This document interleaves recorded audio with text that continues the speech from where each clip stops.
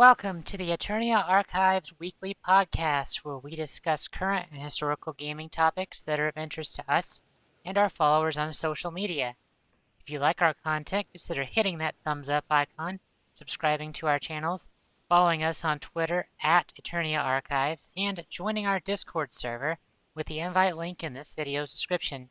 With that out of the way, Lane, what's our topics for this week?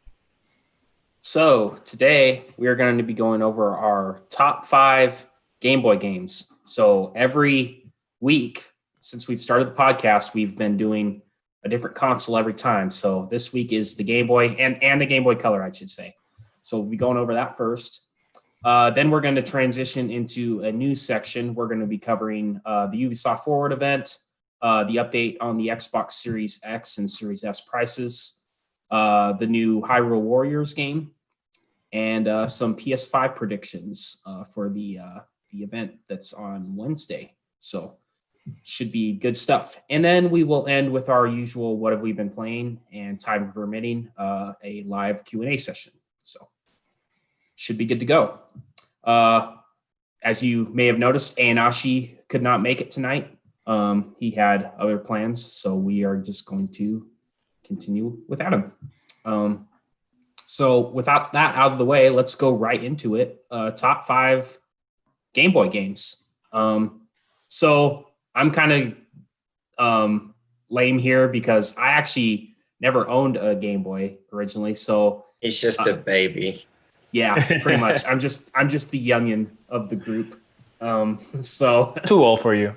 Yeah, I've played the Pokemon games on there, and that's about it. So I'll probably come in at about number 2-ish because there's just the 2 series of Pokemon games that I've really only played. So yeah. So with that said, let's go ahead and kick us off with Callie first. What is your number 5 Game Boy or Game Boy Color game?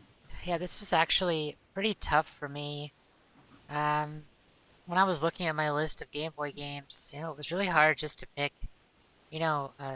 top 5 and what order to put them in. But you know what? I think the one that has to go first in the list is probably the first Game Boy game that I ever played, and that's Pokemon Red. I liked Pokemon Red quite a bit. I enjoyed it thoroughly.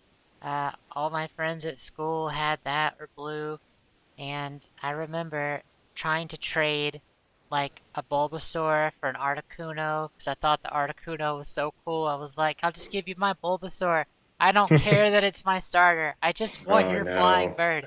And they were like, you're not going to be able to actually use the Pokemon. It's just going to disobey you. And I'm like, I don't care. I want the bird.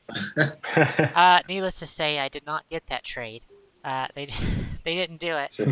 But it was still, little tiny me. I was all hyped for it. So I would say that my number 5 is Pokemon Red. Did you play Red specifically? I did. I played Red. I had Red because when I went to the store, they didn't have Blue. So I was like, well, this is Pokemon, so I'll get this one. Good stuff. Rad, do you want to go to next? Sure. So my number 5 is also a Pokemon game, but it is actually the Pokemon trading card game. I actually spent quite a bit of time playing that game. I remember I liked to collect Pokemon cards, but to be honest, we were kids, so we played the game like we making our own rules. Like we had no idea how to play the game properly, right? Right. Until I actually got that game, and that's when I learned how mistaken I was in the way I was playing the game. So it was really, really surprising to me. And yeah, I got hooked with the game, and it was fantastic for me. I mean, being able to not only collect the cards like in real life, but also in the game, and you could. It was fantastic. Have you guys tried that game before? I had no idea that there was a trading card game on that. Oh, it's so good. If you're into it, of course. It's higher on my list than 5. Oh, really? Oh, that's cool. Interesting. That's so cool. Yeah, no, but yeah, I have that game very close to my heart. So yeah, that's my number 5. I Interesting. never actually played the Game Boy version, but me and my brother got like a demo disc or something from like a magazine, something like that. Anyway, me and my brother, we didn't have a clue how to play the game either, but we played that and got our butt kicked several times until we figured it out. So it's very similar. So That's cool. No, yeah, but that spent so many hours on that game, like more than I should have, but it was just good. What about you, Nick? uh, I'm gonna pick a odd one that maybe a lot of people haven't heard of before, and that is I don't have it physically. I only borrowed this one from a friend, but it is Battle Arena Toshinden Toshinden. Yeah. Yeah, I've heard of it. I haven't played it, but I've heard of it. It was he just like handed it to me while we were at a soccer game. And I just played it and I loved it. I remember getting the crap beaten out of me by a guy, grandpa with like razor claws that would fart a gas cloud at you, and yeah, he kicked my butt several times. But I went back recently and played it on a little emulator and loved it. It's pretty hard to do a lot of combos when you've only got like a B and an A button, but it's still a very good fighting game and it holds up pretty well. It's still fun. I enjoyed my time with it, and there's like 2 or 3 like PlayStation versions of it. I've never tried those, but it was a fun little Game Boy game. I enjoyed it. Nice. Might have to look at that sometime. So, Lane, I'm guessing you don't have top 5. Okay. I'll come in at number 2. Okay, I got it. Okay. Okay, I'll give my number 4. So my number 4 is actually one I think was talked about on a previous podcast, sort of, and that's Final Fantasy Adventure. Yeah. I really liked that game. I actually found a spot, I remember towards the middle to end of the game, to where there's a wolf that would respawn on, like, if you came from one side of the screen to the next, you could just move over one space, and, like, you could hit the wolf, like, twice, and then get experience, and then go back a screen. So you could just keep going left and right, left and right, left and right, Yeah. and you just glitch it out and get a ton of levels, and then just go and just devastate the rest of the game. That's what I did. I mean, I think I played it recently, like 7 years ago.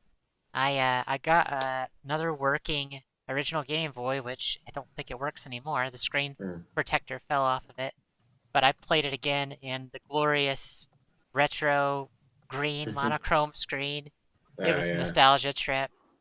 Uh, I really liked Final Fantasy Adventure. You guys definitely should give it a chance if you haven't. It's rough going back to it That's if part you. of the Mana series, right? Yes. Yeah, Yeah. it was the So start. Yep. right. So I've played Secret of Mana and Trials of Mana, but I haven't tried that one Yeah. yet. And I have it. I think that's in the collection of Mana, right? Yeah, I played it for like 30 minutes to an hour on the collection of mana, but it's Yeah, very it's Too old for you, man. It's too old for It's you. rough.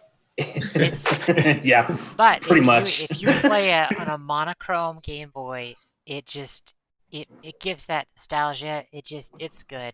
It's a fun Yeah. time. I tried it for a couple hours, but I just never really got real invested because I'd beaten Secret of Mana before, and I was like, this is just an inferior version. So I guess I'll try it at some point. not just Secret, just for the but sake of it. Sword. Yep. I'll try it when my patience level is up here, not That'll be a while. yeah, seriously. You'll probably try it. You'll probably try it if you are in a desert island with only collection of mana. Yeah. Yeah. Your pocket, yeah. Yeah. So Rad, what's your number 4? So, so my number 4 is actually a port. It's a Game Boy Color port of Dragon Warrior 1 and 2. I really enjoyed those versions of Dragon Warrior 1 and 2. I mean, Dragon Warrior is a game that if you play like the original version, like the NES version, it's really rough to go back to it, especially in the Dragon Warrior 2 because the difficulty spikes and and how grindy it is. But yeah, I feel like that version is a better way to play it. Probably the best version to play those games are the Switch or mobile versions. Not that they're like really really good or anything, um, but the Game Boy Color version is fine. I really enjoy my time with those games. I wanted to see how one of my favorite series of all time started, and yeah, those I play those versions. I actually beaten Dragon Warrior 1 both on the Game Boy Color and on the Switch, which is the mobile version. And I think they're, for what they are, they're really decent games. If you put like if you know what you're expecting out of those games, then you'll have a good time. And it is a good way to to see the beginning of the series for sure. Have you guys tried those ports before? I have not. No, I do remember playing one, maybe the NES version. I forget, but you had to open your menu and like select a command to go down the stairs. Yeah, And it took me forever to figure that out. I that's was rough. like, Yeah. I was like, this is too old for me. Yeah, no, definitely. But I was just trying to see how someone from 1989 or 1996 in Japan will approach a game like that, and that's many people's favorite NES game. I think Ayonashi's favorite game on the NES for sure. He said that the other time. So Yeah. so yeah, that's my number 4. Wasn't like the command menu like kind of revolutionary for its time, interaction with everything, but I can't remember. It's Sounds like a step backwards to me. Why? People call Dragon Warrior like the grandparent, the granddad of Now wait a minute. Wait a minute. of JRPGs. Hold on. Did Lane just say that an old, outdated system is not fun to play? Did I hear this right? Did I hear that newer systems like Trails of Cold Steel are better? No, I think you're Blasphemy. hearing imaginary voices in your head. Okay, well, okay. I didn't take my pills today. That must be why. We see what you're saying, Callie. We see what you're saying. All right. Yeah. Don't forget. Now I need to Team watch Lane- my words very carefully. Team Lane versus Team Cali. Don't forget the team. Round 2. Ding ding. I'll go make sure to post that in Discord right now. It's important stuff. So Rat just went, so it's my turn, right? Go ahead. Yeah. Yep. So let me look at my list, make sure I don't re-rank anything. Number 4 for my list is Dragon Quest Monsters. Ooh. And it's one of my favorites of all time. I never actually beat it because it takes forever to really get far in that game because it can be rather grindy and it is very challenging at times, and it's pretty difficult to get the skills you want. And it doesn't explain a whole lot of stuff very well, but it starts off with you and your sister going to bed, and she tells a story about like if children up too late, then they get whisked away to the monster world and everything. Well, you get up, you're snooping around through a bookshelf or something, and then like monsters come and kidnap your sister. So you're in a tournament to wish that if you win, you get granted a wish, and you're going to wish your sister back. And there's some little plot points throughout, and rivals you meet, and different worlds you travel to, and it's a lot of random battles, but it just has the Dragon Quest monsters. They're so quirky, and each one has like their own unique skills. It just felt a little unique to me, but it wasn't as streamlined as Pokemon and not as easy, so I never beat it, but it's still one of my favorites of all time.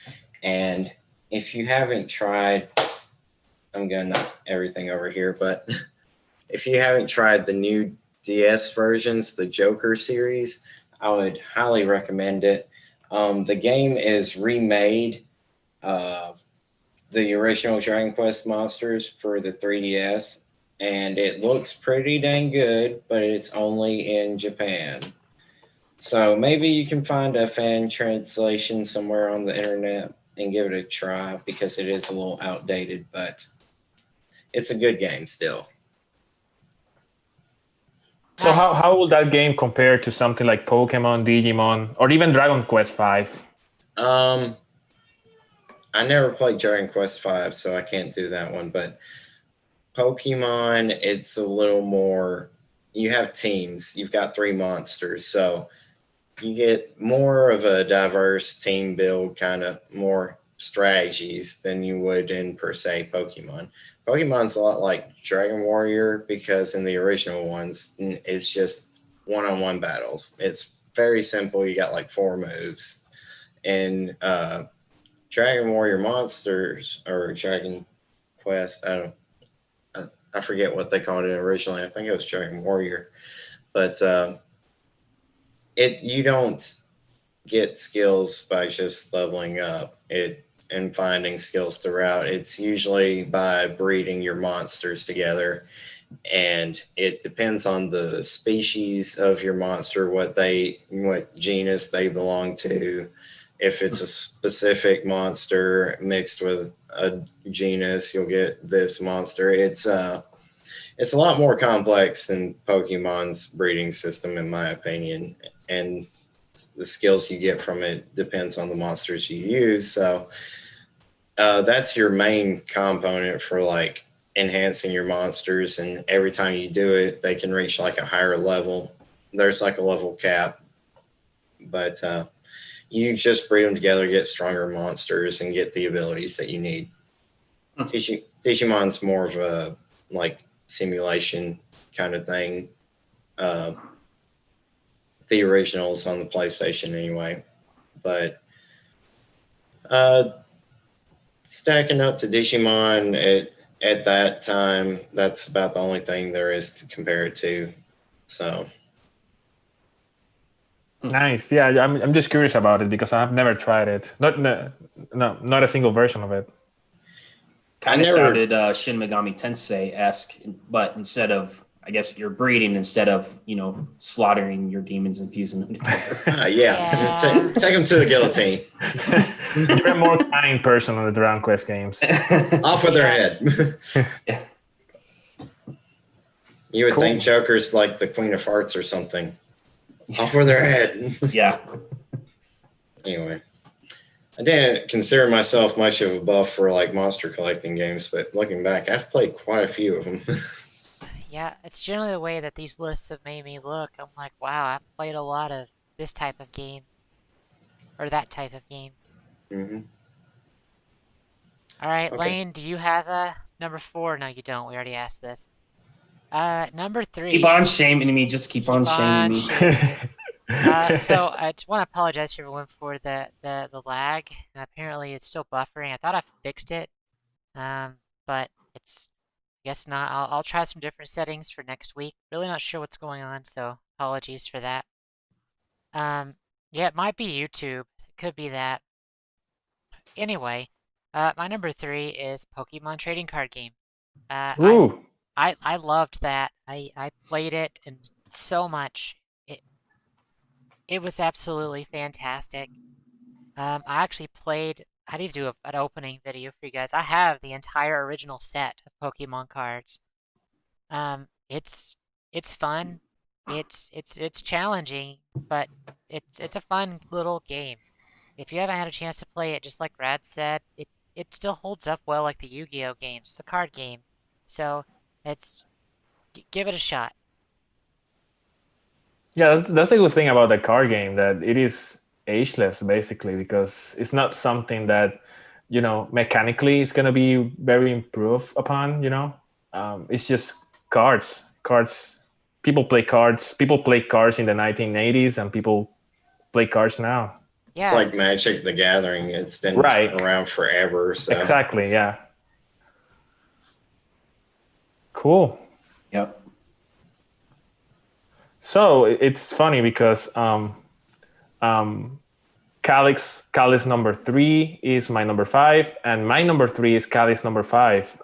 It is Pokemon Red, Blue, and Yellow. I put the whole first generation into one spot, so that I don't have like a lot of the same games basically in different spots. So yeah, have a lot of nostalgia for those games.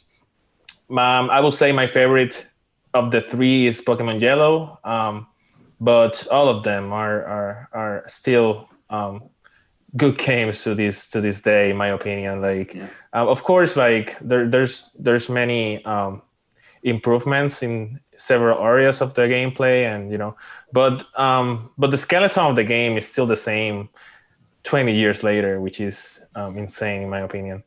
Love those games. I was reading the chat earlier, and I think Gladiator was mentioning that the link cable was a huge part of the fun of that game. Like, so now obviously you have Wi-Fi and you can just challenge anyone, but before you had to use the link cable in order to battle against someone, like against your friends, and they had to sit next to each other. That was something else, like having your team ready for their team, and I just have so many memories. I was probably like in elementary school, I don't know, 4th grade or 5th grade or something like that, and I spent so many times. I forgot how many times I missed lunch because I was playing that. So yeah, it's good times. I'll just leave it at that. Yeah, I really Now on liked Pokemon Yellow, couldn't you? You could start with Pikachu, right? You start with start at Pikachu. You're Pikachu, yeah. stuck with thank you. Pikachu. But the good thing is that you get the other 3 early in the game. Oh, okay. So by the second gym, you will have like Pikachu and Bulbasaur and Squirtle and Charmander. Okay, I didn't know that. I thought you could start with Pikachu. It's the I thought closest. it was just an option or something. It's the closest to the anime series, Sure, actually. Yeah. I mean, there are actually ROM hacks of the Pokemon games that are even closer to the anime than Pokemon Yellow, but I guess from the canon games, that's the closest. It would be really cool if somebody just made like almost word for word depiction of the anime in the game. There is a ROM hack. I forgot the name right now, but I can just Google that. But it is. I mean, you have so many scenarios from the anime. And they don't do like. Yeah, I think they do. I think they do like everything. Like at least the main plots and everything is the same. Like if you fight if Ash fights like a Sansdru in the anime, that's in the game as well. That was like one of my favorite episodes. Right? Yeah. Do you remember that? Favorite. Yes. So Pokemon. I'll check that because let's see what's the name. Sandslash is my Pokemon in Pokemon Go right now. Just saying. I think it is called. So I gotta say, I liked Yellow a lot, but I picked Red because it was the first Game Boy game I ever played. But I played the heck out of Yellow. I even had a surfing Pikachu. I don't know where I got it, but I did the surfing mini game. It was fun. So it is called Ash Gray. Sorry, Callie. It is called Ash Gray. Go ahead. Yeah, it's Pokemon, the original. I mean, it was the best. It was just the best generation of Pokemon back then. It's still probably it's so good. Still is. It still is. Let's be honest. Yeah, I guess I'll just go with my number 3, considering it's Pokemon Yellow.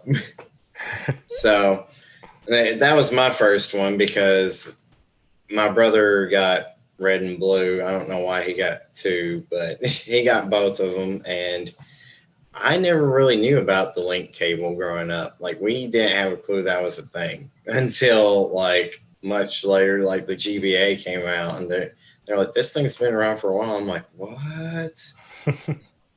Anyway, I love Pokemon Yellow, probably because it was like my first monster collecting game.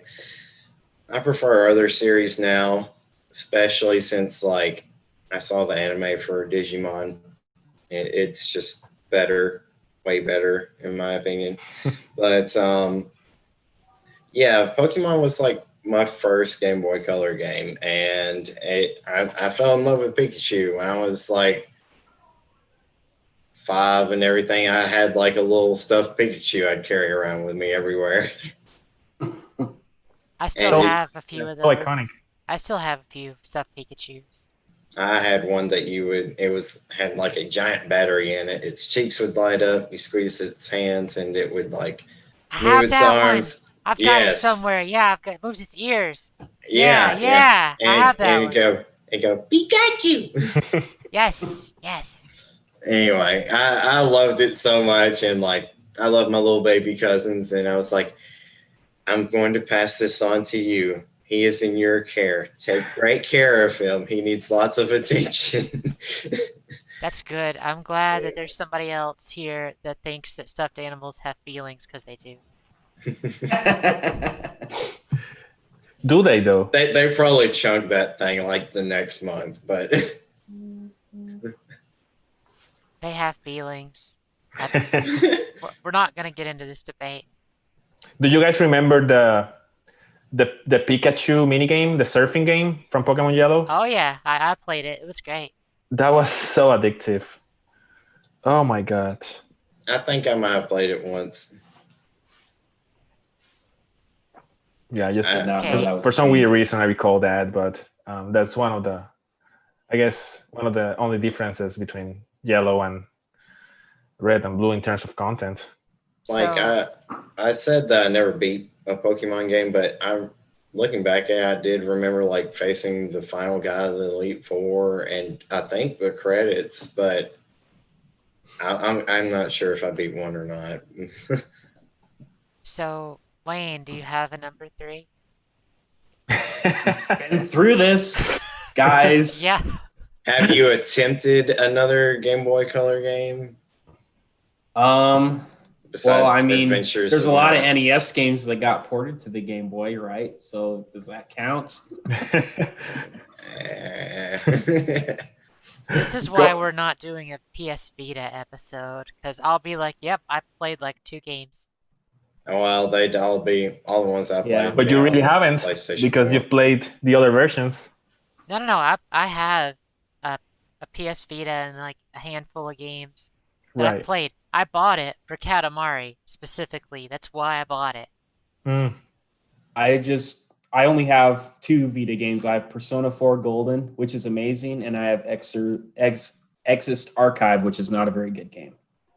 Oh, don't tell me that. I just got it. I mean, maybe you'll like it. I don't. I think I just it's got it lame. for the PS4. But I also don't like Valkyrie Profile, so that's why I So, think. are we up to number 2? Go ahead, Callie. Mhm. So, Yep. Kiss just typed in the chat my number 2. Oracle of Ages and Seasons. God, that's such a great series. Nintendo.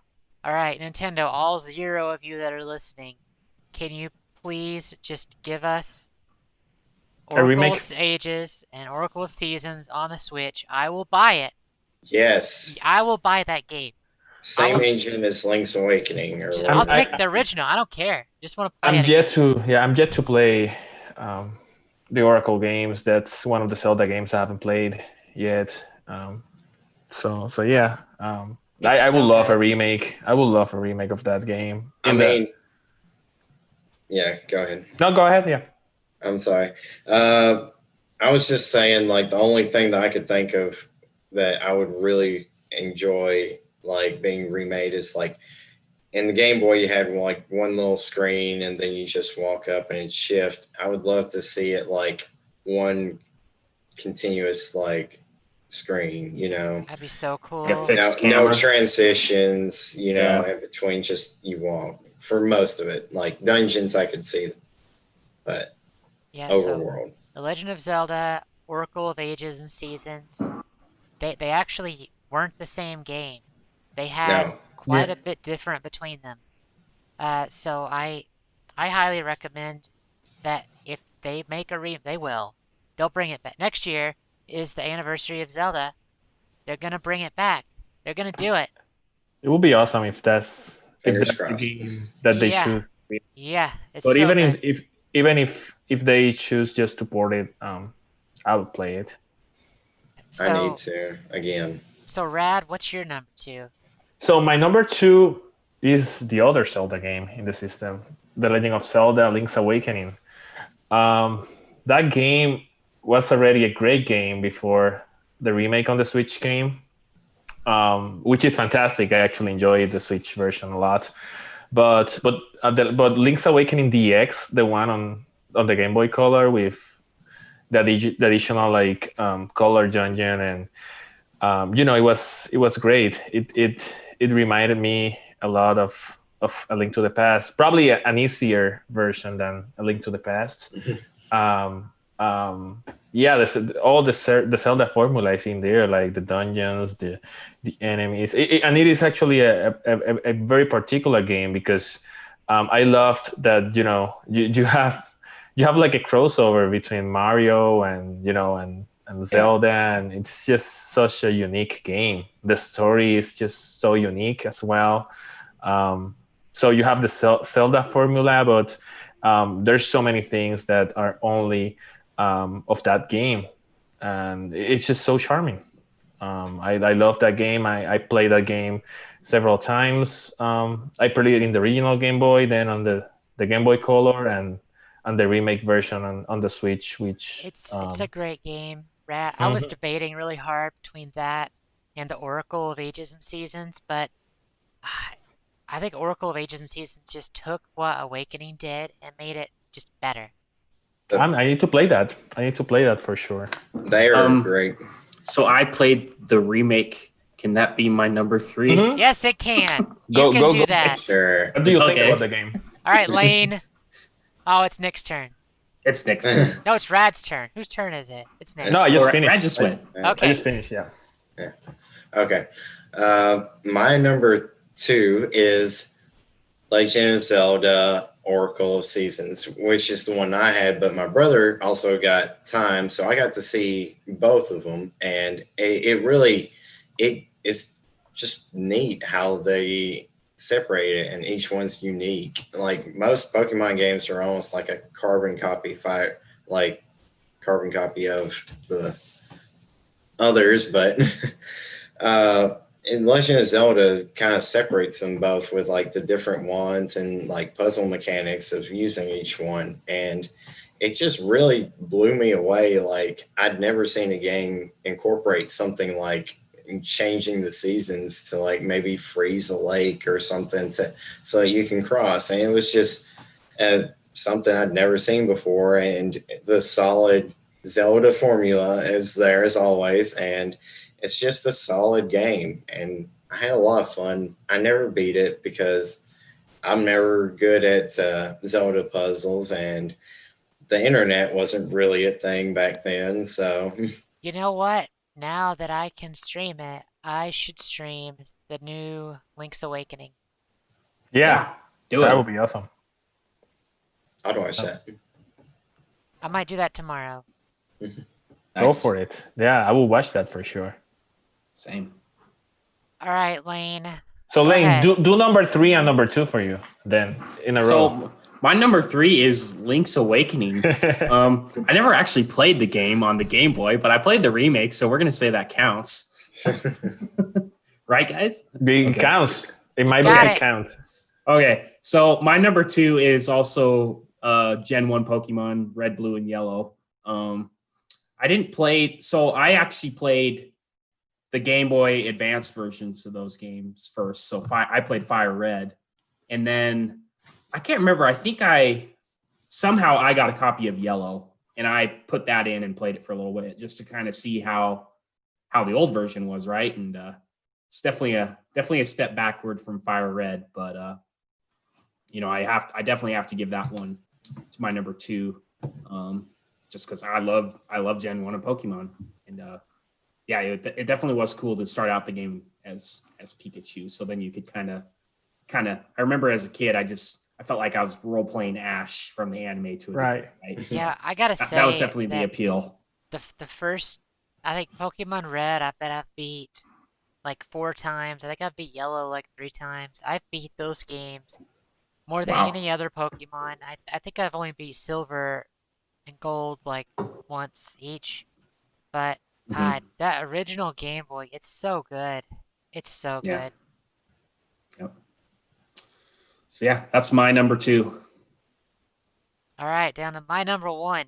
So you guys will probably make fun of me, but my favorite game on the Game Boy, probably the game that I have beaten more than any other handheld game that I've ever played, is the first Kirby game, Kirby's Dream Land.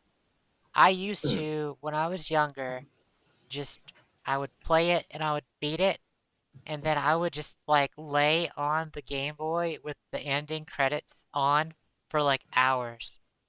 Yeah, I have problems, okay? But I absolutely loved the music. I loved the original Kirby. The second Kirby's Dream Land, it changed it up a bit. I own it still, but I doubt it's not the same copy I used to own. But in that game, you could actually get the rainbow sword, like, when Kirby jumps up in Smash Brothers. That is where it started, was Kirby's Dream Land 2 Okay.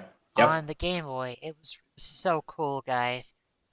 So yeah, my number 1, without a doubt, Kirby's Dream Land. It's not long. You could beat it in a couple hours, but it's so good.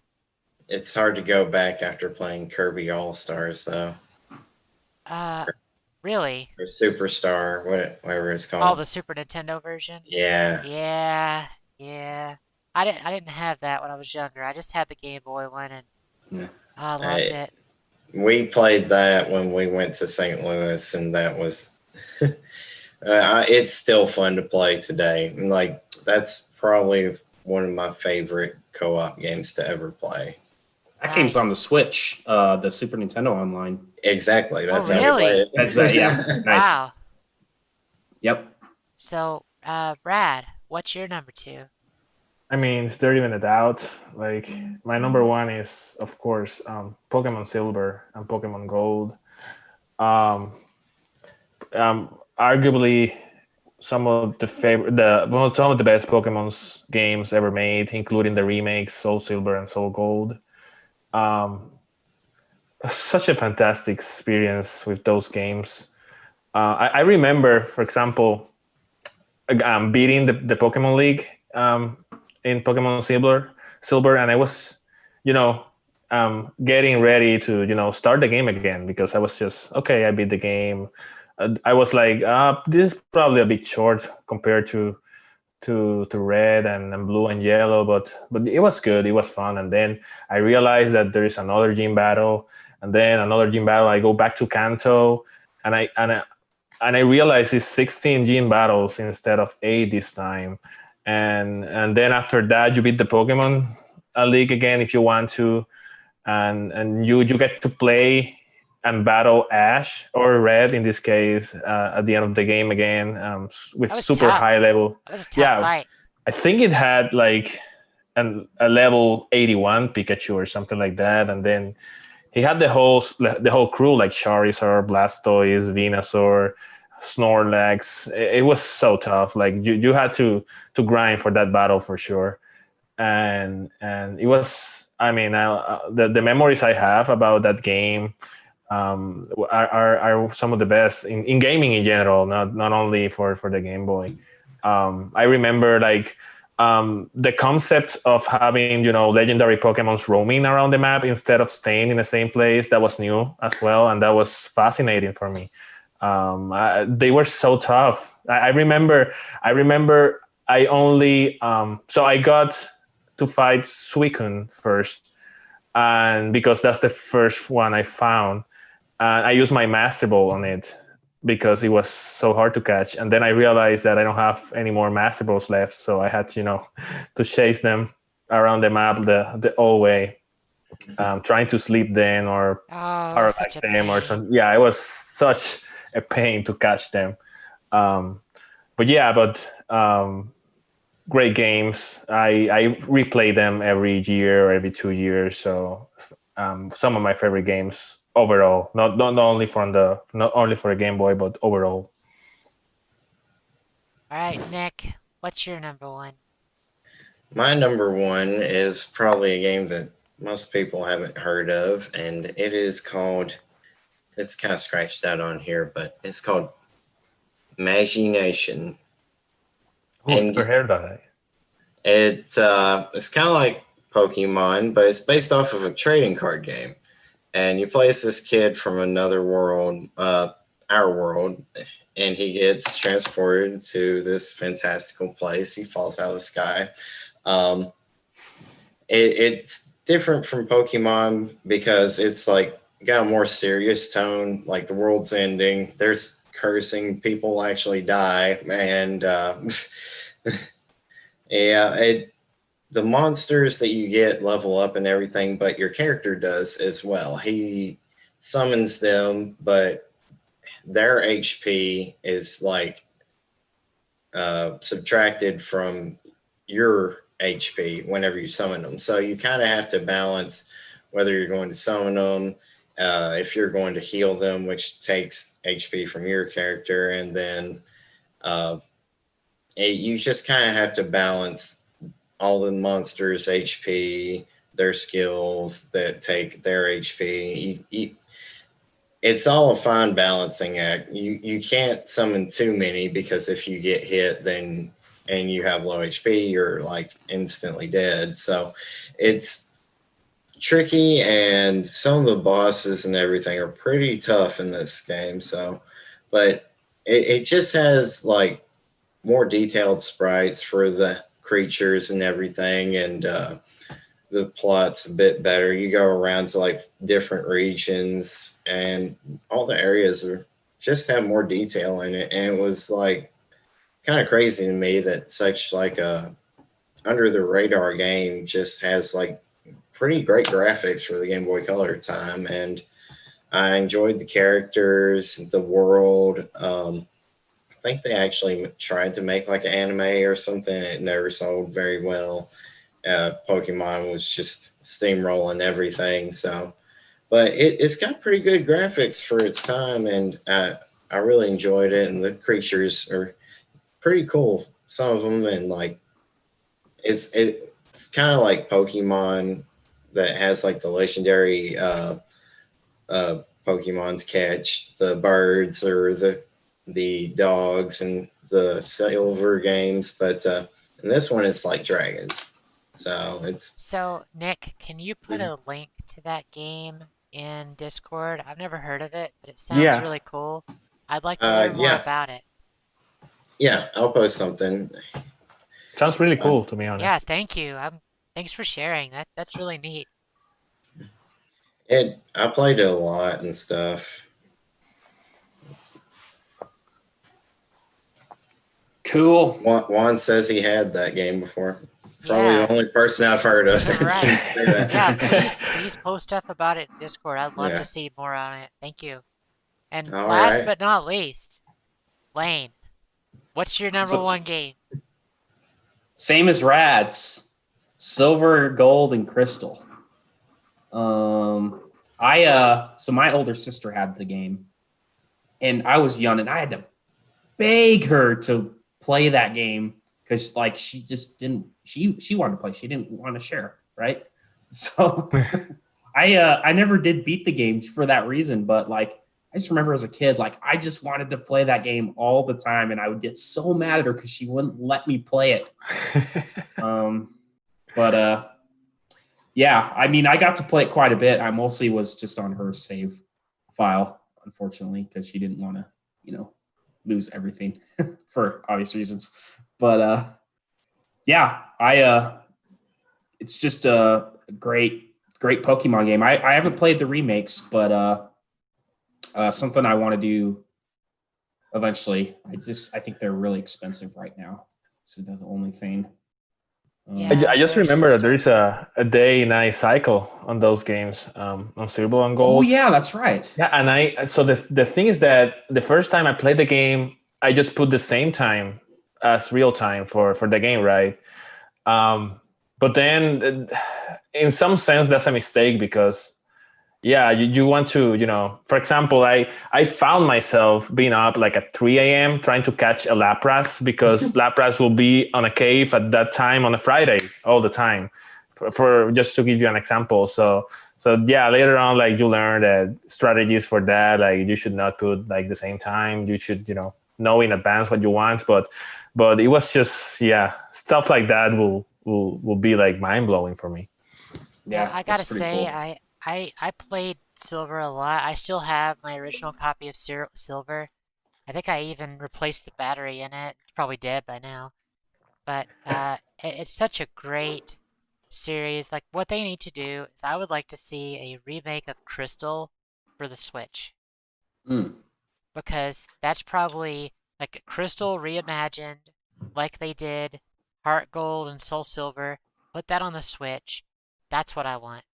So when they announced which one when they announced I think there was a Nintendo Direct back in March or April where they announced a bunch of games Pokemon related. Many people were excited because they thought they were gonna announce like a Pokemon Crystal, but in the Let's Play in the Let's Go formula, like they did with Pokemon Let's Go. Let's Yeah, go Eevee and let's go Pikachu. let's So go people thought they Smack. were gonna do. I obviously prefer like a main, um, you know, game for those remakes. But if they do that, I'll play it as well.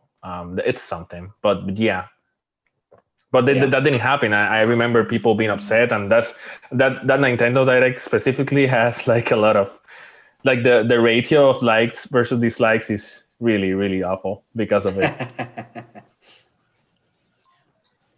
All right. Honestly, like my favorite Pokemon game is probably Pokemon Mystery Dungeon Right. because it's like you actually have a story. The Pokemon have personalities. They actually talk. I don't know. It just felt a little more in depth to me.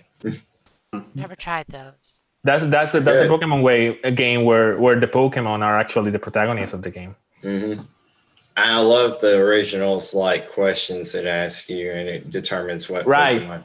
Yeah. You have like 16 ones. I love that you can get like Cubone as a starter. Right. You have many options actually, yeah, Yeah. depending on what you answer. Sorry, that was off topic, but This whole show is off topic. I mean, that's what we That's just do. how we roll. That's how That's we how we do. roll. That's how we do. Yeah, I don't like the Let's Go games. I bought Let's Go Pikachu on like super sale. It was really cheap. hmm And I played it and I'm like, what is this They're, trash? they're too easy. They're right. too easy when they. Yeah. I mean, when you cannot battle like wild Pokemons and you get experience every time that you catch When one in the same way as you do in Pokemon Go, then it breaks the game. It is too easy. I what bothered heard. me is I can't play the game with a pro controller. It's like, Oh, are you, what? No, get out. yeah, that's So true. you can't fight wild Pokemon, right? You can only fight trainers, but if you find a wild Pokemon, then you get Pokemon Go's window basically in order the same formula to Yeah. catch the It's Pokemon. trash. Yeah, I would. I didn't love it, but I didn't hate it either. Yeah, I For played me, it. I beat it was kind of a throwback to Mm-hmm. Fire Red for me. Right. But I mean, I agree, it was I too easy, and I do wish that it would have had a wild Pokemon battling, but it wasn't really the reimagining of the game is really cool. Like if that was like a true Pokemon game, that would be Exactly. a really I good game. love how you can see the Pokemon in the grass. Right, yeah, something like that. It actually made like I did a little bit of shiny hunting in that game, not a lot, but the shiny hunting is actually it's easier because you catch the same Pokemon over and over again, and you just kind of watch, and eventually you see a shiny. If you're patient enough. Pokemon Go. I played Pokemon Go when it first came out. Like, Yeah. I'm good. Next topic. What's next? Well, did you say your number one, Callie? Yeah, it's Kirby. It's Okay, Kirby, okay. yeah. All Kirby right. the Hammer. Yeah, I got distracted since we went back to Pokemon. My fault. It's all good. Okay, so our next topic is kind of our news section. So first, we'll talk about the Ubisoft Forward. I didn't get a chance to watch this. Did any of you actually watch the whole thing? I watched part of it, but the only thing that really mattered is that Scott Pilgrim is coming back this year, and I get to play it again, and that's amazing. With all the DLC, With all the DLC and which the I didn't amazing I've know. never even heard of that the game. music. Oh God, the game. Guys, I love that game. it is the greatest beat 'em up game since Turtles in Time. Yeah. It's so good. I never played Turtles in Time, but Not really a fan of beat 'em ups. Well, then you're it's got okay. RPG. Yeah, so we need to play it if we could play online. Oh, is it Like, co-op? It's Yeah. 4-player co-op. Yeah. Oh, I would be down. I would be down for that. It's fun, even with like just one or two people. It's so good. And it's got RPG elements, so Oh, cool. Never tried it before. I'm down. We need So to let's still do it. play Final Fantasy, whatever it is. Crystal Oh, yeah, Chronicles. weren't we supposed to play that this week? Yeah, Did I you screw had- that up? You had to work night shift, so I didn't bring it up. Okay. Me too. Yeah. Yeah, I'm Nick Sorry, can't guys. do it during the week because he Yeah. has. So wait, yeah. so guys, wait for the stream at 3 a.m. of Final Fantasy. No. We're not doing that. Anyway, I when I saw that, I was just like, I don't care what else you announced, Ubisoft. Thank you. I haven't played that game. I know it's a bit mob as Callie said, but yeah, I'm yet to play it. Yeah. So, Immortals. Immortals. Phoenix Rising, yeah. How about Phoenix that? Rising. Yeah. Did you guys like? What did you see? It looks interesting. I think I don't know. Ubisoft doesn't really put out very many games that I really love. So for me, it's probably like I'll wait for a review Right, sort of thing. but it looks good to me. It looks really pretty. I mean, Yeah, kind of has some Assassin's Creed Odyssey vibes with the whole. It looks like kind of a Greek mythology style game. And then also looks very kind of Breath of the Wild inspired a little bit as well. Mm-hmm. So, yeah, looks kind of like a mix of a lot of different themes. But really funny how many games are being influenced by Breath of the Wild nowadays, yeah, including Genshin Impact. It comes it's out almost this like month. Monolith Soft knows how to make open world games because they made Breath of the Wild's open world. Right, sure. right. Yeah, I mean, from a business standpoint, it makes sense. When you have a game like Breath of the Wild, obviously you want to try and bank on, people's love of that game. I guess you wanna copy greatness. That's understandable. Yep. Yeah, sometimes it is too obvious, but yeah, like you have games like Oceanhorn and Genshin Impact. Genshin Impact. Genshin Impact, yeah, Genshin Impact. I'm excited for that. I hesitated at the risk of offending Callie. That's okay. That's okay because I will be playing it, and if it's terrible, I will tell it's terrible, just like Windbound is terrible. The only difference is that if this is terrible, it's free. So yeah, we can always count on Callie to give her honest, unfiltered opinion. Oh yeah, like we haven't got to Ghost of Tsushima yet, but yeah, oh boy. She'll tell you exactly how. Speaking of, I got the platinum at the same time that I hit the end credits, so that was really cool. But we'll talk about it when we get to that. So guys, Prince of Persia remake thoughts? I mean, it's trash, so. I thought the lady doing the presentation said it was an indie studio instead of an Indian studio. So at first I was like, oh, this is really good. And then I went back and rewatched it. I'm like, oh no. Yeah, I never played the original.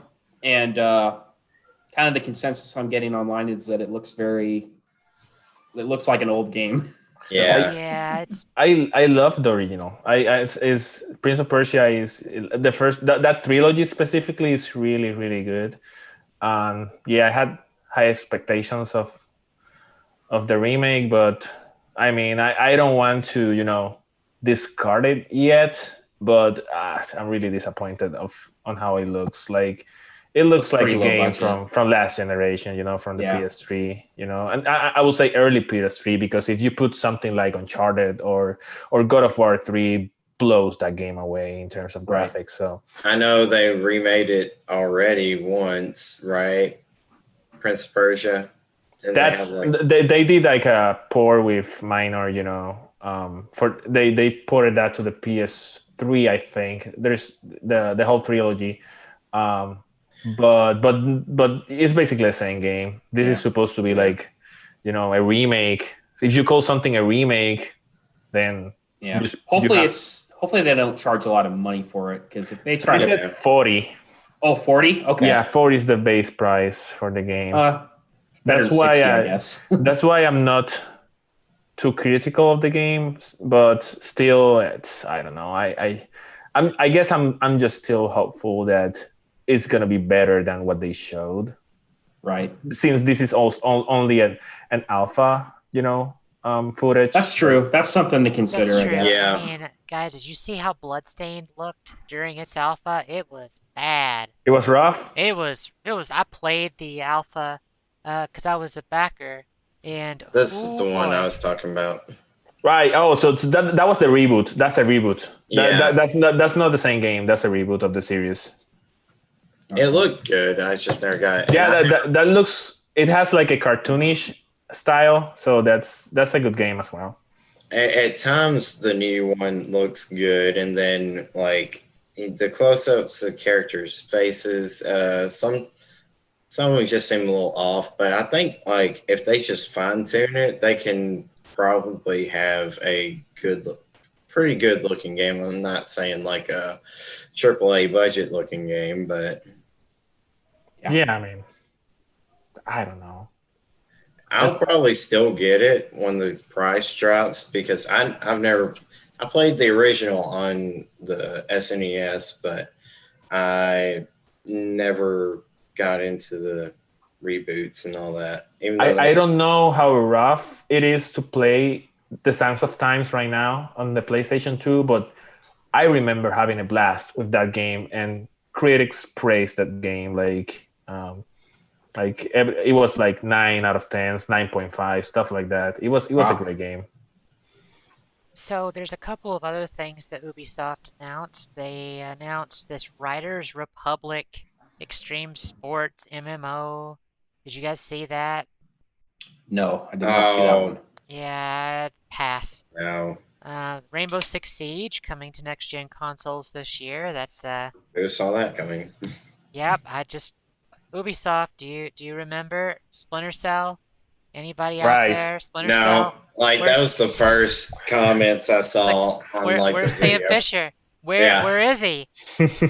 I remember I had a cousin who played that game, and I Splinter remember playing it Cell. briefly. Yeah, Splinter Cell. It was the competition to Metal Gear Solid, and in some ways it was better. Really? Like the 360 games were great. I loved them. They were great.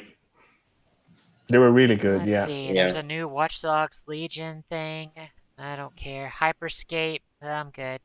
Yeah. So, what do you guys think about that? Anything else? Was that all? Yeah, I think so. Meh. Yawn. Yeah. They did a lot of updates for like Ghost Recon and all that, but it's mostly just like Yeah. new content for old games. They do that with a lot of their games.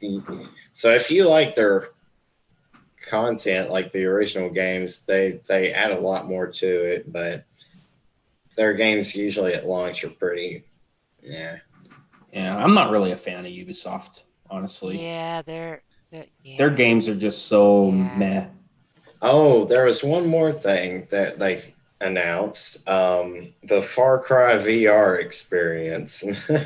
Ooh. Did you guys see that? No, I did. I'm yet to see that now. It's not Focus Interactive, but it's like some specific VR brand, and it's going to probably be like the escape rooms. It's a venue at certain places. It's a free roaming VR experience. So you just put on the gear, you walk, and your character walks. It's pretty cool. Like the military uses it for certain training exercises and stuff, but it if they could make an entire game like Far Cry like that, that would be amazing. Because Far Cry is a lot about the immersion into like the exotic environments that you're exploring, and if you could do that in VR, that would just be crazy. So, I mean, can we talk about VR for a second and just say that the game I want for VR is Sword Art Online? Ooh. Can we just talk about how good that would be? Like Sure.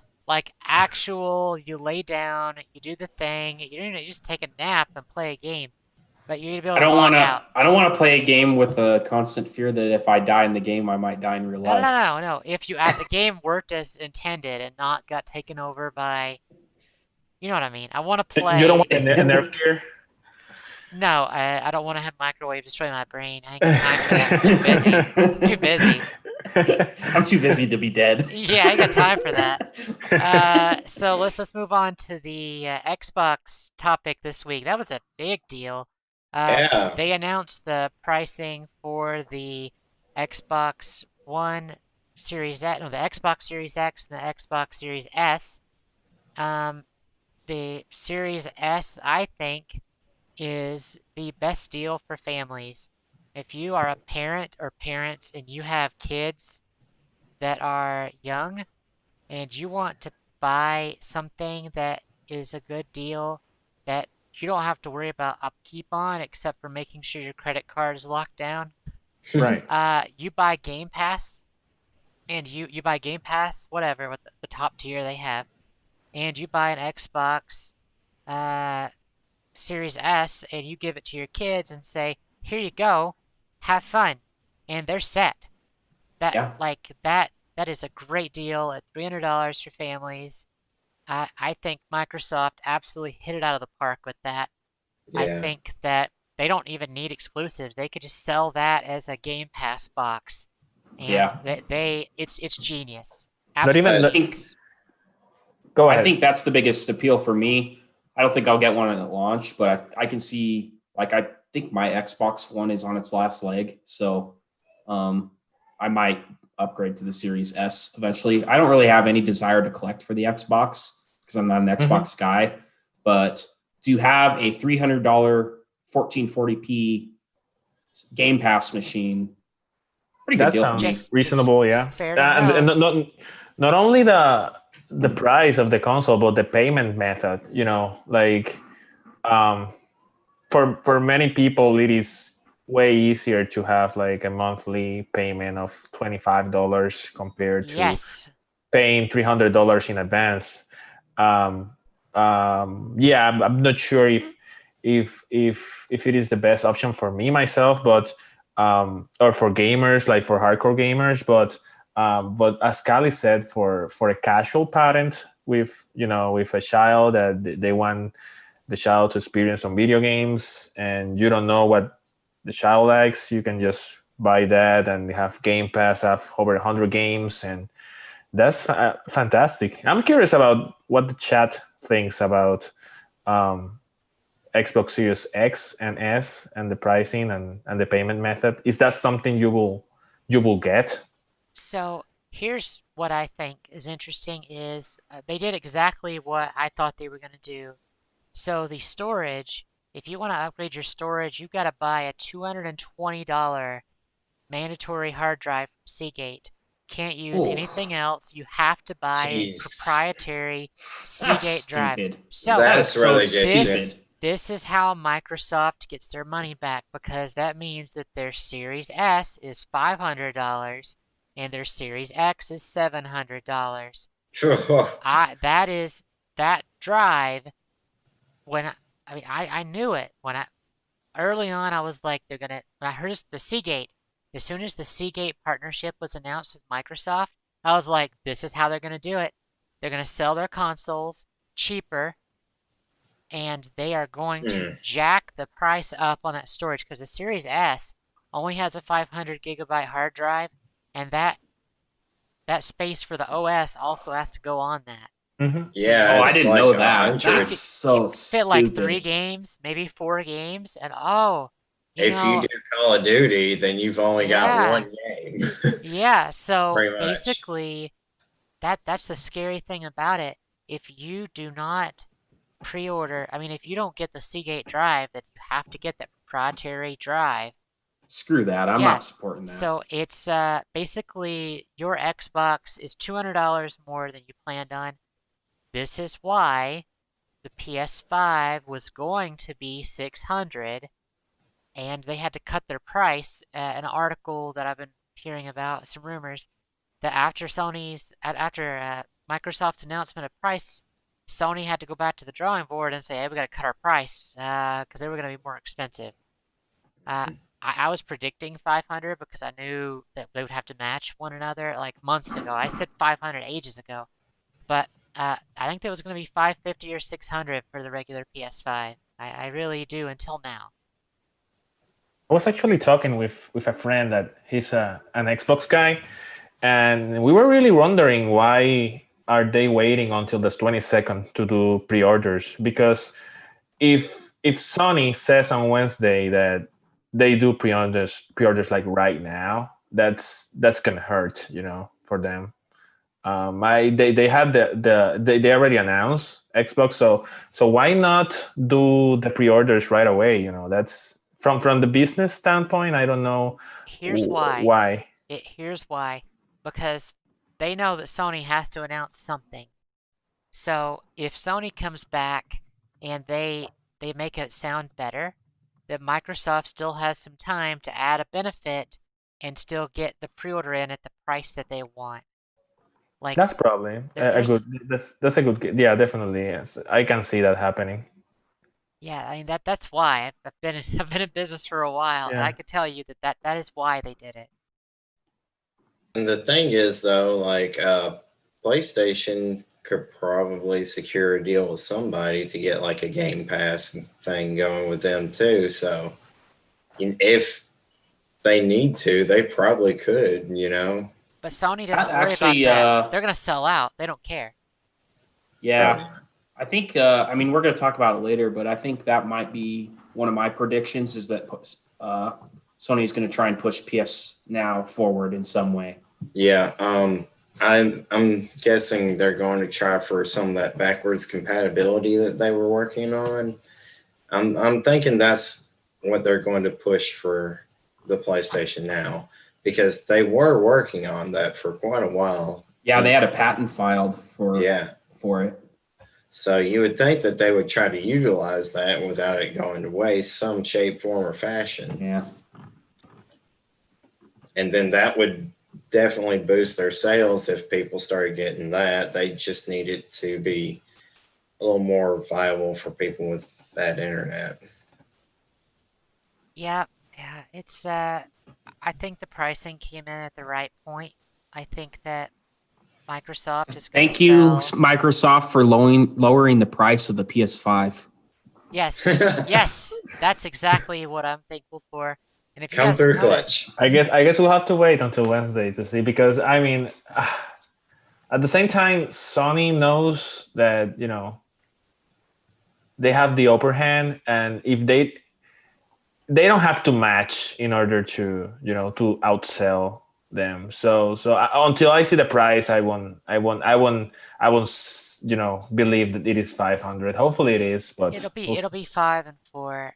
That I know I keep saying this a lot, but that PCI Express 4.0 hard drive that they have in that system is just like that at peak, it's like 8 gigabytes a second read. That's stupid. The fastest is it gigabytes or gigabits? Gigabytes. 8 gigabytes a second. So the fastest hard drive that you can buy for your computer right now is 3.5 gigabytes a second. Like, I have one in my computer. It's super fast, but the PS5 is more than twice that speed.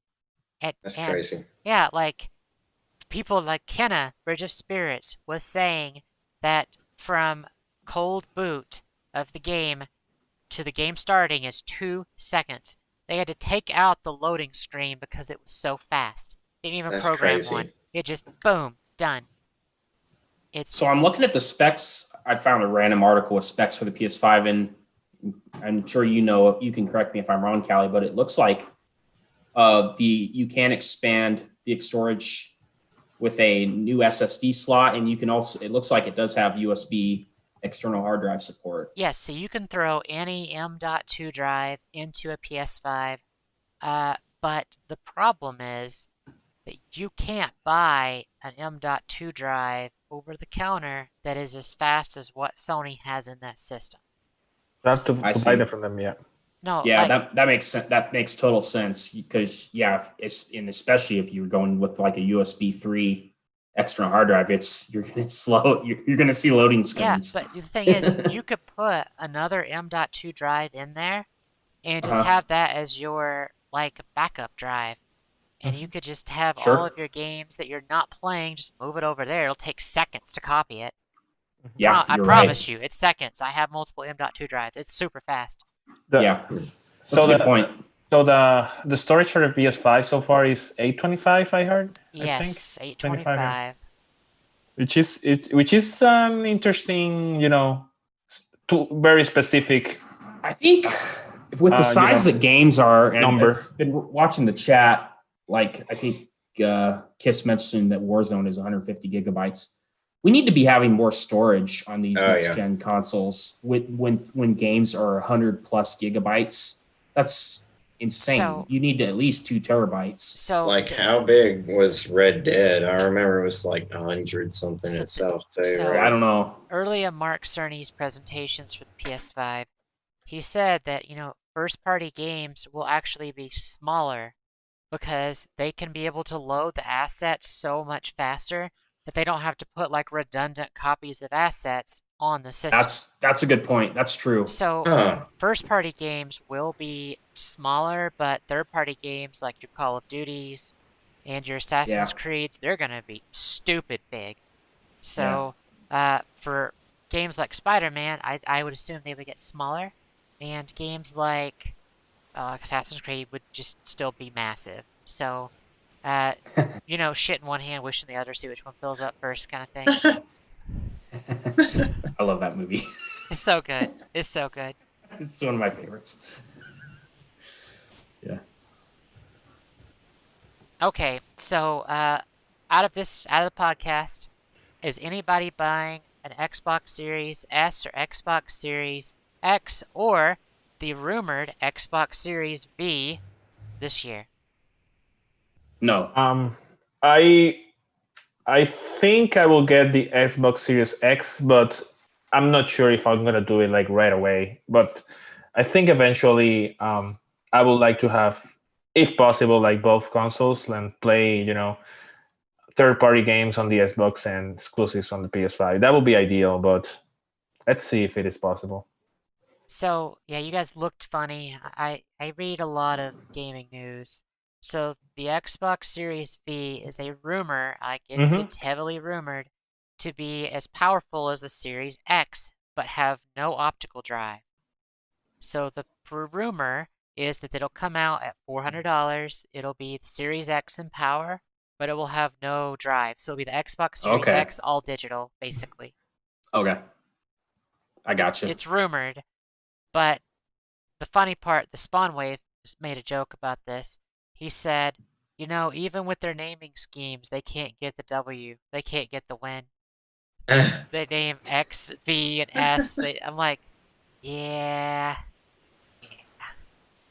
Well, the one thing is they offer competition for Sony, so they can't charge $1,000 for having the only gaming console besides Switch. But I don't feel you guys bad have for- phones? I feel Sorry. bad for little Yeah. Timmy's grandma who's going to buy him a new Xbox for Christmas, and she's asking the nice guy at Walmart, so should I get him the Xbox One S, the Xbox One X, the Xbox Series S, the Xbox Series X, or what should I get? She's just gonna be like, I want the Xbox, and he's be like, well, ma'am, would you like to see our catalog? Yeah, I think that it's a problem. Like, like I'm gonna buy as soon as PS5 pre-orders come available. I am gonna pre-order one from as many places as I can and just cancel whichever one that doesn't go through. Because I want a PS5. I have 2 pre-orders for Mario 3D, whatever the thing that's coming out next week. 3D All-Stars. I have 2 pre-orders for that. And if both of them get fulfilled, then I will just be a really horrible person in 6 months and make my money back. Are we gonna see Cali on eBay selling those for $120? I've had an eBay account since the year 2000, and I actually got a coupon this week for eBay that they gave me $25 off anything because I've been a member for so long. So, do you know what I bought? What? I bought Tales of the Abyss complete in box. I didn't have it for PS2. Oh, Nice. nice. Not only complete in box, I think I bought a sealed one. Oh wow. Ooh. Tempted to get that for like the 3DS. Yep. Well, it says it's new. I don't know if I believe them. We'll find out when I get it, because I can always return it. Definitely need to play that one. I've That's heard an it's good. amazing I game. tried it on 3DS. Oh, you haven't played Tales of the Abyss? I tried it on 3DS, but I don't like handheld games that much. Oh, you got to play it. It's amazing. I could stream it. Do it. Because I could stream everything literally except for Dreamcast and Nintendo 64. Nice. Yeah, you should stream Tales of the Abyss. I would So many watch good that. games. Oh my god. Can you stream like 3DS? Okay, I can't stream handheld games. Okay, Yeah, I console was- games. There you go. I can do Sega Genesis, 32X, Sega CD, Sega Saturn, PS1 through 4, all the Xboxes. I would love to be able to stream DS. Can you stream from an Atari 2600 game though? No. I could do Nintendo, Super Nintendo, every Nintendo system except for 64. Why not the 64? Just curious. The 64 does not have an RGB SCART, so my retro systems are run through a G-SCART into an open source scan converter into an M Classic through the Elgato. Wow, that sounds. That's a mouthful. It's Simple. a ton of cables. I'm surprised I even F the chat. I gotta do that. I just now saw it. So yeah, and the Dreamcast, it also does not have RGB, but I found out that my OSSC has the capability for VGA. So I have to buy a VGA converter. Video Game Awards? No. Wow, you're not that young. VGA is an old computer monitor cord. So Dreamcast has a plug for that. Anyway, I'm way off topic. Way off. Then you can stream Grandia 2. Grandia 2 is so good. So, Are we gonna have another argument between you and Lane? No, it's just Team Lane versus Team Cali. That's all it is. Let's do this. Lane likes old stuff unless it's too old, then he doesn't like. We'll schedule. That's a very accurate statement, I think. We'll schedule an event and give. Are we still talking about video games though? Never mind. Okay. I like retro, but I like retro in a very small window, I guess. Got it. So let's see, Xbox. So looks like so we're gonna be getting an Xbox Series X, but when Fable comes out, not now. Nice. Gotcha. Kingdoms of Amalur. Ooh, the reawakening. The reawakening. Yep. Okay. Demonetized. I'm sorry. A lot of people say plays like Fable and with like a more expensive story and stuff. And that's kind of what I always wanted from Fable. So I'm really tempted to give it a try. Yeah, I saw it at Walmart for like $33. Yeah, well, that's actually a pretty good deal. It just Yeah, came it seems out. like But I have Walmart. this though. I have this. Is it really worth it if I have this? They're making a expansion specifically for the Reckoning, which Yeah, is another cash grab. But I mean, it's mean, neat that they're doing it. Food for Dogs did a video on the collector's edition, which is pretty big. Hmm. For the Reckoning or the For the, original? I don't know. What, she just put a video up this week. Probably the new one. I played the demo and the combat was fun, and the story seemed interesting enough, but it was right before Skyrim, so pass. Yeah, So- I think Skyrim probably overshadowed that game a lot. So what's the Nah. combat like? I haven't played it. Fable, kind of like Fable. Hack and slash. Yeah. Okay. Yes. Kind of open world, right? Mm-hmm. It plays like the world map and graphics remind me a lot of WoW. So Okay. I played so much of that. But I don't have time for that because I got to stream for you guys. You guys are keeping me away from my addiction. You're saving my heart. And so much time. Thank you. No problem. Hyrule Warriors. The Age of Calamity. Let's go. Now I'm interested in it. Like I'm probably gonna watch you guys stream it. Oh, it's on Switch. Shit. Go buy a laptop or something so I could watch somebody stream it. I have a pretty good laptop, but I don't have an Elgato. Well, I could tell you right now that it works great occasionally. Occasionally. Actually, So I haven't had issues too much. It's been good. Eric had issues, but So I'm not the biggest Dynasty Warriors fan. I like the games, but when I saw that they are using like the assets of Breath of the Wild and the character models and the world, I was really surprised. And making Breath of the Wild a trilogy now, with part 2 coming next year hopefully, and this one coming this year. Really excited about it, I have to say. I did not really care for them to go making a Warriors game out of the Zelda franchise. I just didn't see it working. But putting it in a cataclysmic event, yeah, that's pretty cool. Yeah, I'm with you guys. Not really a Warriors fan, but I love Breath of the Wild, and I definitely want to see what happens before that game. So that's a seller for me. Hint, hint. The heroes lose. Spoilers. Yeah, if you've played Breath of the Wild, you know they don't win. Yep. It's gonna be. That'll make it really It's gonna interesting. be sad. We'll see how they do it. It might be a tearjerker. That's in like Legend of Zelda. Usually, like the series like plays out in turn of events for each age or something, right? And the heroes don't always win. No. Right?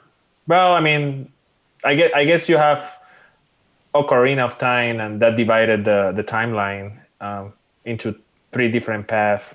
But after that, you usually win for. But you know. So yeah, the thing is that Ocarina of Time is very particular because I don't know if I should be like spoiling the game. It is pretty old, but it's like 2 decades old. Yeah, exactly.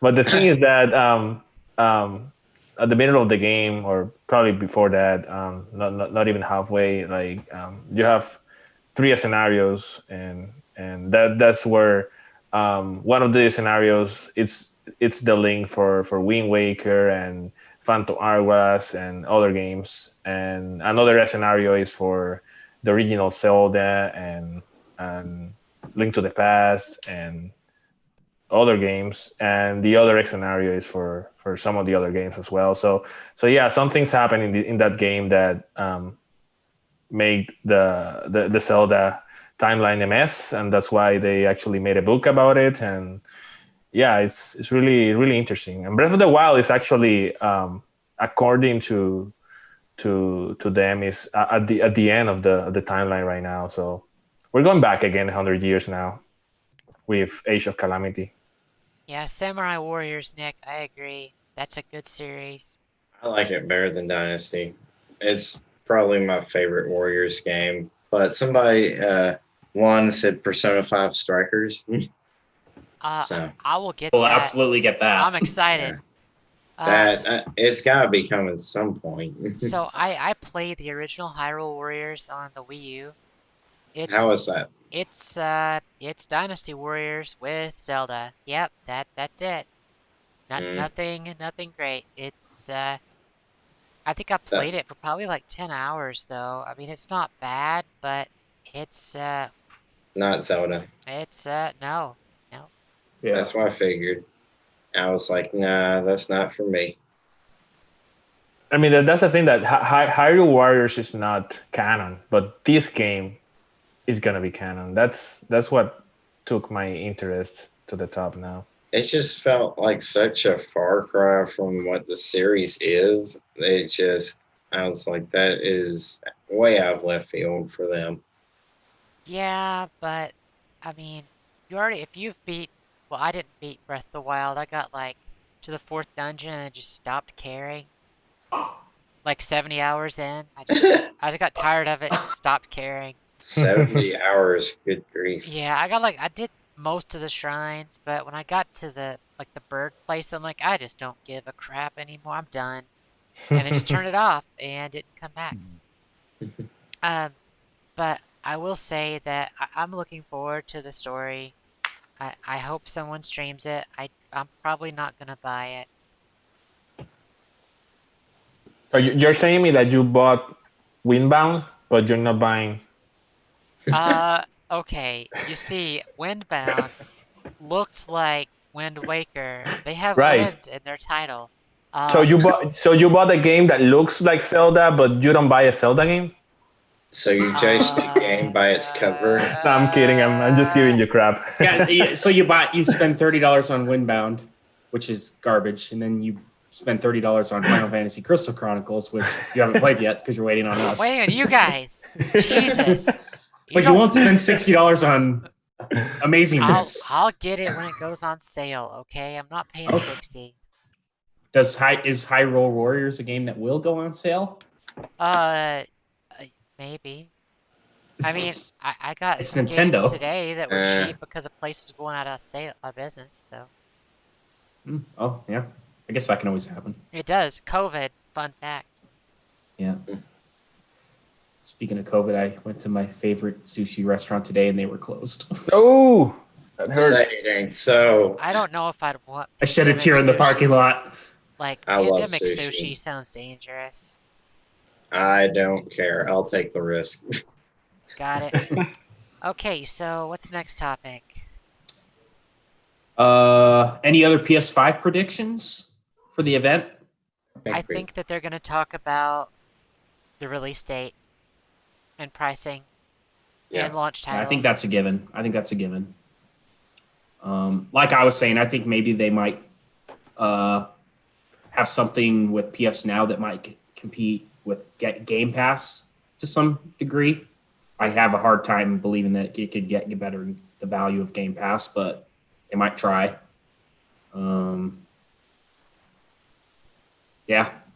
You guys got anything else? I can't think of anything. They'll probably just tease some more stuff. You think we'll see any new games? Well, Maybe. so here's what it says. It says, before PlayStation 5 launches this holiday, we wanted to give you one more look at some of the great games coming to PS5 at launch and beyond. Our digital showcase will weigh in at around 40 minutes and feature updates and the latest titles from worldwide studios and our world-class development partners. Tune in live on Twitch or YouTube this Wednesday, September 16th at 1 p.m. Pacific, or 4 p.m. Eastern. So, yeah, that's what they're gonna do. But it's gonna have price. If it does not have pricing and pre-orders, somebody's an idiot at Sony. Yeah. Yeah. They can't wait any longer at this point. No, that's They can. Oh, they can, no. but they won't. Yeah. I'm expecting it. It sounds like just updates for Yeah. the games. Yeah. 40 minutes though. I mean, that's a long time. Yeah. Yeah, they're gonna have That's some decent. content. Like Silent Hill, that might be announced.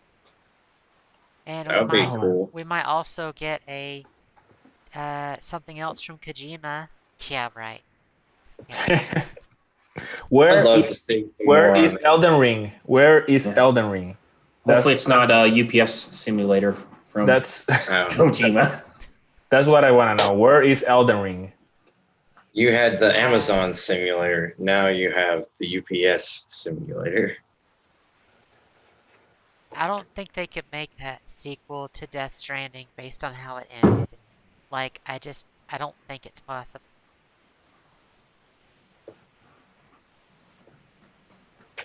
So predictions for the PS5 price from you guys? 550. 500 and 400. Yep, I- five for it. Do we all agree with that? I think. I mean, I'm just debating if the difference between the two consoles is going to be $100, since the only difference is the disc drive. Other than that, it's the same console. So that makes me think that That's it a could be less good than that. point. It could be point. less than that. It could be like $50. But then if it is $50, then what's the point? Yeah, I think it needs to be significant Yeah. enough At because least I think 100. most people are going to be like, oh, for $50 more, I can play with discs too. That seems like a brainer. Yeah, because Xbox could do that because obviously the difference in performance between both consoles is huge. But the PS5 is going to be the same system for both the digital and the physical one.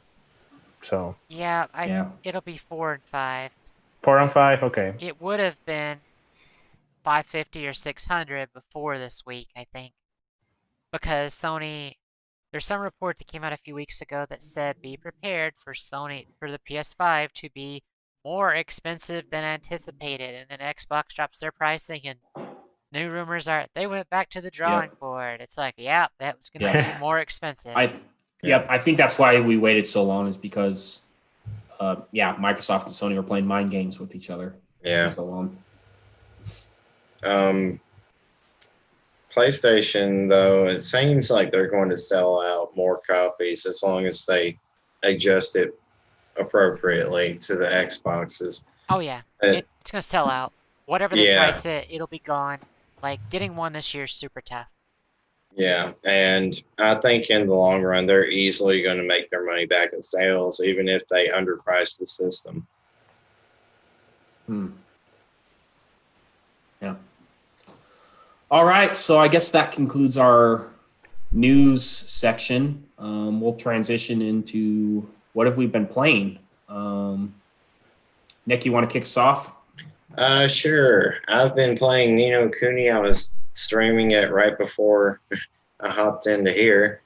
I am currently I am on the last stone to make the Mornstar wand. I think I'm getting close to about 2/3 of the way through. So I'm probably going to wrap it up before too long. I'll probably do a long stream of it tomorrow.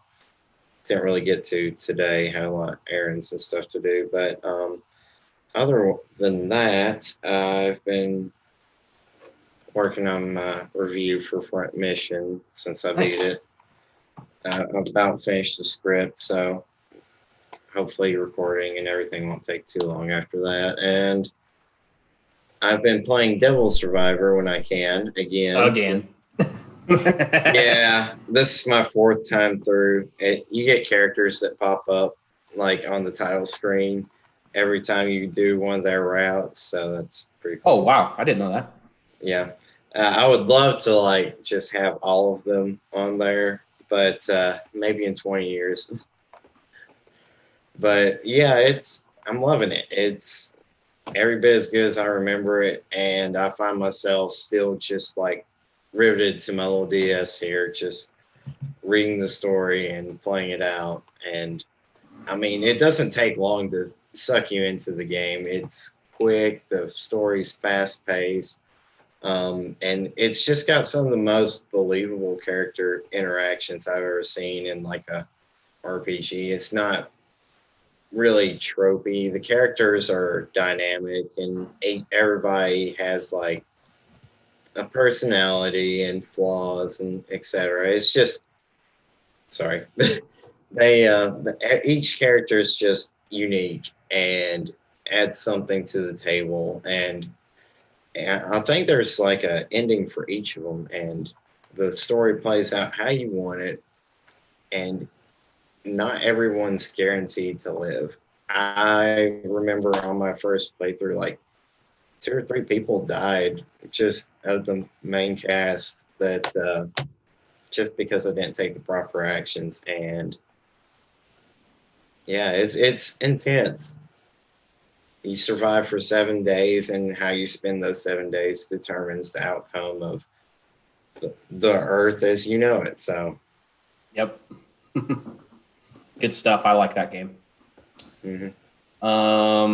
Rad, what have you been playing, man? So, so my sister and my brother-in-law, they got me as a birthday present. They got me Xenoblade Chronicles Definitive Edition for the Switch, and this is my first time playing Xenoblade Chronicles. I didn't play the Wii version or the 3DS version.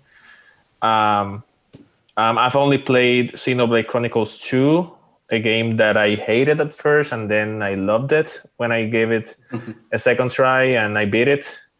I'm enjoying this game a lot. Nice. I'm like maybe 12 hours into the game. I'm in chapter 6, I think. I think that's Okay. pretty early still in the game. That's Only about I hear it's a long game. So Yeah. so it's yeah, not- I've been trying that game. Yeah, the gameplay and the story is solid so far. I'm enjoying it. Other than that, I've been streaming a couple of things. I streamed a game called God Wars Future Past not long ago. It was my first time trying the game as well. It's definitely a hidden gem. It's a strategy RPG. I like that the game, art. I was watching you stream that. That looks really interesting. Right. I think I could get into that. It's a game I could see myself playing as well, right? I like the art of the cutscenes Yeah. and the dialogues. It was, yeah, it had some visual novel elements as well, I think. So yeah, I think I was playing the PS4 version. Aeon actually told me that the Switch version is the definitive edition of the game, but yeah, it was really good. Yeah, I mean those two. What else did I stream? I think I streamed something more this week. Well, I played a bit of course, of Divinity Original Sin 2 as always. Mhm. I have a hate and love relationship with that game. Yeah, I've talked about it before. So yeah, that's what I've been playing most of the time. I've also streamed like a couple of games from the Sega Genesis Classics collection. Phantasy Star 4, Shining Force, and yeah, good overall. That's what I've been playing. Good stuff. Yeah. Hope you enjoy Xenoblade Chronicles. That's a good one. Yeah, it's a very good game. I highly recommend that you use Riki when you get Riki. Oh, you want me to play as an elf one? No. Put him in your party. He is pretty good. He's He the is pretty best good. healer, the best support character in the game. I'm not joking. He's very good at support. Yeah, I'll give it a try. Right now, I'm rocking Shulk, Dumban, and Ring. Those 3. Okay. Oh, no healer, no Charlotte, huh? I'm going all in. No, I mean, if I see that the battles are tough, I put her in the. Sure. And I take one of the others out, not Choke, but one of the others. But if it is not necessary, then I go with full power. Yeah, that's a good thing to do because she is a little heavy on the heels for random stuff. Mm-hmm. So cool. Callie, what are you playing? Well, I played some Tony Hawk Pro Skater Remastered earlier this week. Boy, that nostalgia. That's sure is a 20-year-old mechanics. Yes, they are. I actually completed all the challenges in the hangar and all but one challenge in the warehouse level. Oh boy, that game did not age well at all. Go watch my stream if you'd like. I actually left that one up. Uh, my cat wants to get up here and say hi.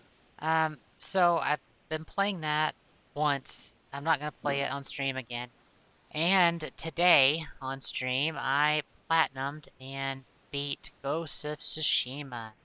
I no longer have to play that game, therefore I am happy. I loved the game for the first two acts a lot. It was some of the best gaming that I've done in a long time. And at the end of Act 2, I'm not going to spoil anything, but the writers made a bad decision that I did not like, and it ruined the rest of the game for me. I did both endings on stream, and I was more okay with the left option of the two options, but I'm still really upset. Like, I have not been this furious with game writers in years. I don't know when the last time it was I was this upset with how the writers made a turn in the game. Tell us how you really feel. How did it make you feel? I hate it. Burn that shit to the ground. I'm never playing it again, like ever. I will never put it in a system for as long as I live. It's really interesting how something like that can can impact. Sometimes it really can. Yeah. Like if a story just takes a wrong turn, it's just like, nah, I'm out. Yeah. I mean, I'm just no, I mean I love the game. I just like dark stories with unexpected, So the plot thing twists and is, stuff. I don't play Assassin's Creed. I don't like stealth very much at all. And I hated doing the story missions because I knew I'm like, there's more stealth stuff coming. I know I'm gonna have to do this.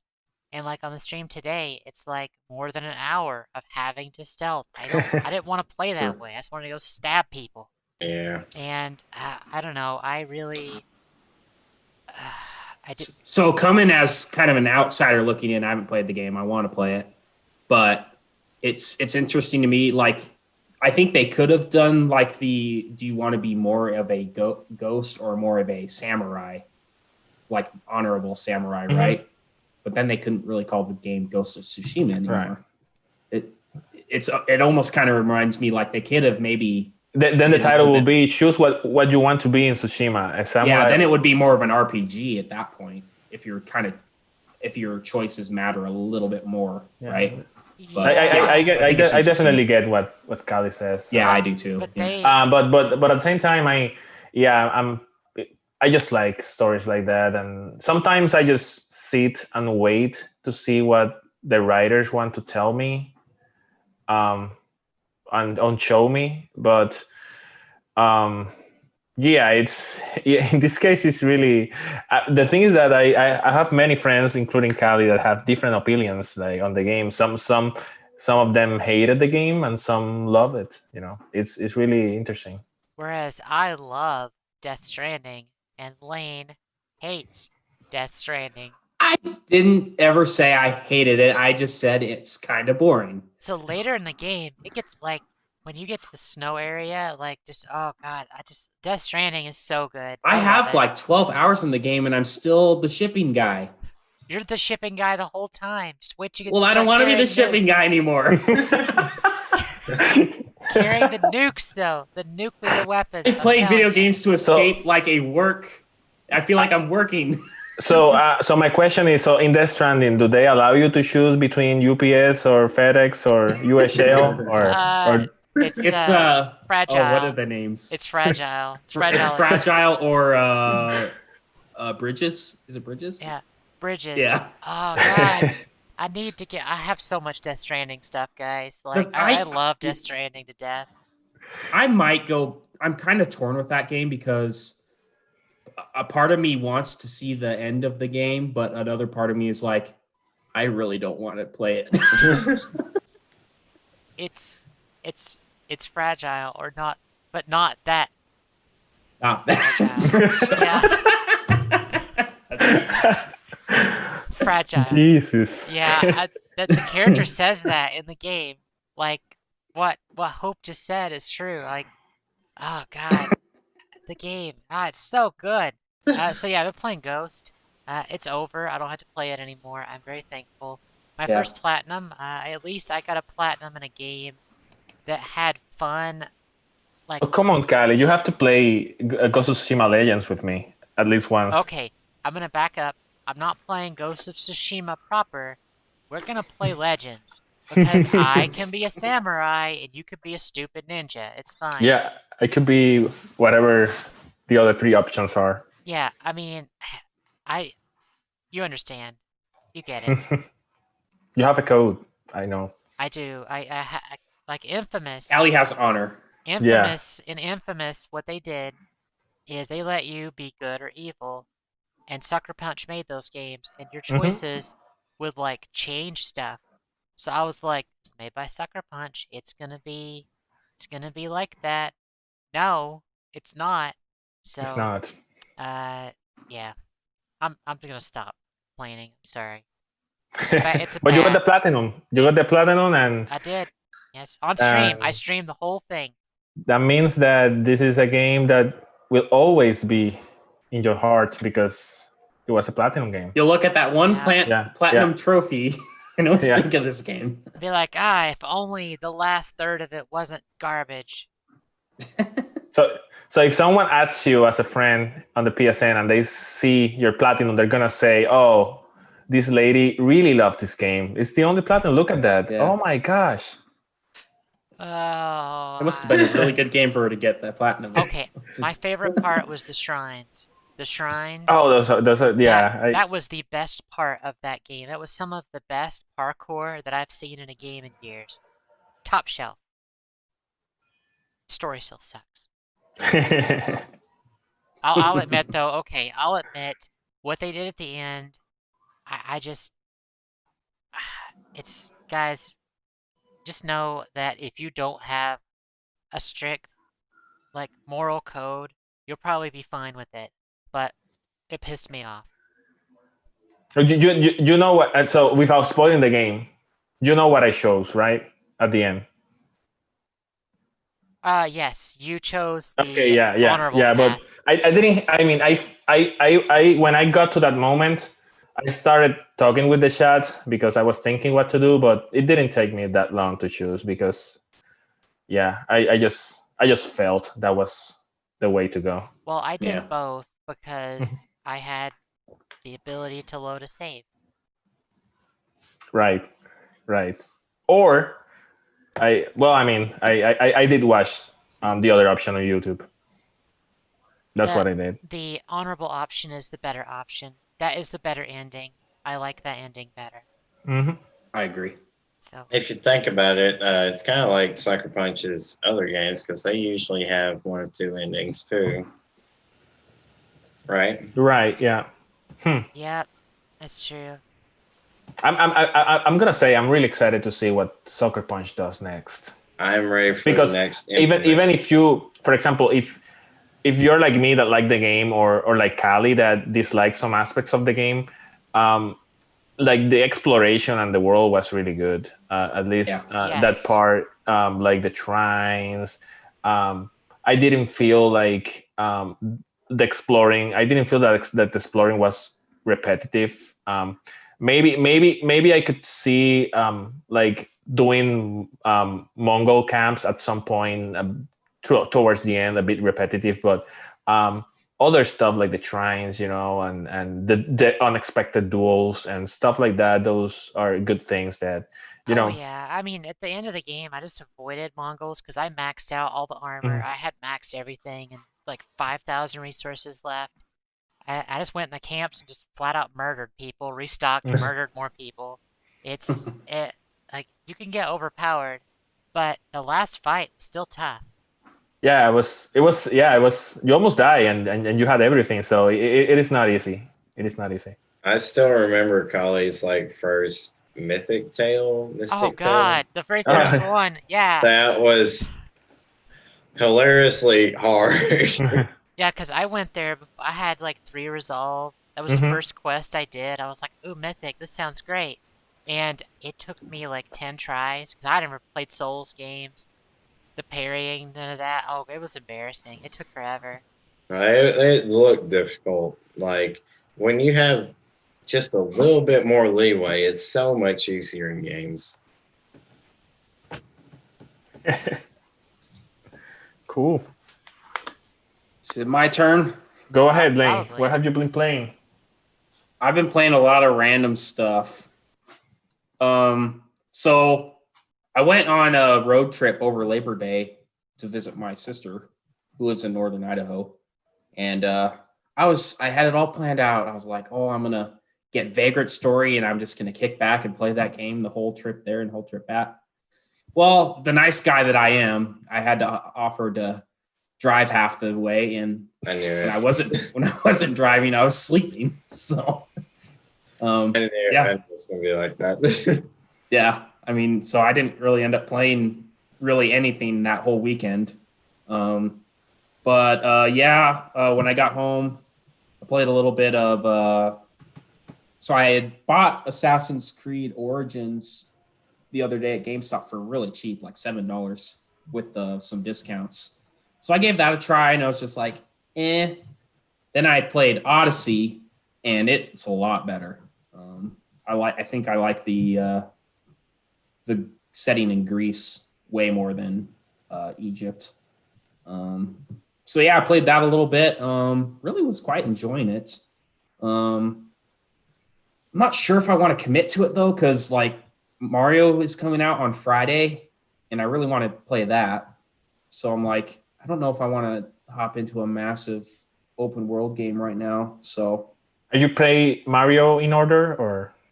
I think I am going to play them in order. Yeah, because I've only played a very small amount of Mario 64 at a cousin's house when I was a kid. I haven't played Sunshine, but I have played and finished Galaxy. So I think I'm just going to probably go through those in order when I get the game. Really looking forward to that. What else have I? Today, me and my brother finished Halo 2. So there was that. We're still kind of going through Halo slowly but surely. I think we'll probably start Halo 3 soon. Best. You like Halo 3 the best? I think I Yes. like Reach. Reach is probably my favorite, but Halo 3 had more. It felt like a little more leeway with the creativity and stuff for some of the maps. Yeah, But Reach is, well, they're all pretty close. But yeah, they're all great except for Yeah. Halo 4 and 5. We don't. Yeah, I don't like those, but I can't even sell mine. yeah. But I popped in Borderlands 3 today. That was another game I got for stupid cheap, like $9 or something. So I played that a little bit today, and I was really liking it. Feel like it's a game I can kind of hop in and out of without being really committed to it, which I like. So, yeah, moving forward, I'm kind of thinking I might just keep bouncing back and forth between Borderlands 3 and Halo 3 with my brother until Mario comes out, and then I'll probably be playing that a little bit more. So, Kali asked today, what was your favorite first-person shooter, and I would probably say Borderlands for me. yeah, I've only played a little bit of Borderlands 1. It was it's good. Yeah, I've heard 2 is the best one. 2 right? is Yes. the best. Oh god, Yeah. it's so funny. I've beaten that game like 4 times. Yeah. So Borderlands 3. I played it for like an hour today, and so far so good. I think I'll keep playing it. I've yet to buy it, but Then maybe I'll go back and play 2. 2 is so good. I absolutely love 2. Yeah. yes. I do like the humor though. Yes. The humor's definitely So up my alley. yeah, so. today is actually National Gaming Day. So I posted a massive ton of questions on Twitter, like what's your favorite this and what's your favorite that. So go check out my plethora of tweets this morning. Reply with the ones you like. Like for that, GoldenEye was my favorite FPS. I spent so many hours in GoldenEye 007 for 64. God, that game. It's so Yeah. good.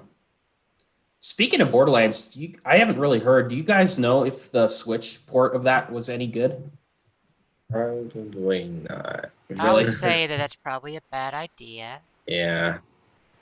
Because I think I would like to play, like, if I did go back to play like Borderlands 2 and the pre-sequel at some point, I think I'd like to play it on the Switch if the port is good. Well, the pre-sequel, I mean, it sucked because it's on the moon. I beat it, but Not as good. No, no. Two's where it's at. The first might be better than the pre-sequel. Oh, really? Yeah, it's It's bad. Well, maybe I won't waste my time. Maybe I'll just play 2. 2 is the best. pre-sequel is probably a little better than the first, just Okay. because of some quality of life things.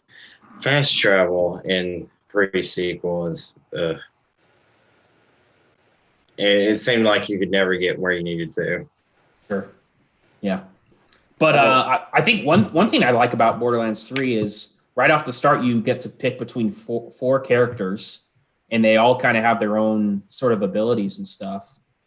So I picked like this girl who's kind of has this like I don't even know what you'd call it, magic, I guess, abilities. Like she can, Siren. Yes, she's a siren. Yes, That's my favorite. Yeah, so like she's super fun to play so far. So yeah, I think I can get into some Borderlands 3. I'm probably gonna stick it out. Oh, Lang, I was reading that actually the Borderlands games on the Switch are fine. The only thing is that there's a cap on 30 FP, of course, but other than that is okay. good apparently. But I haven't tried. That's good to know. Yeah, that's good to know.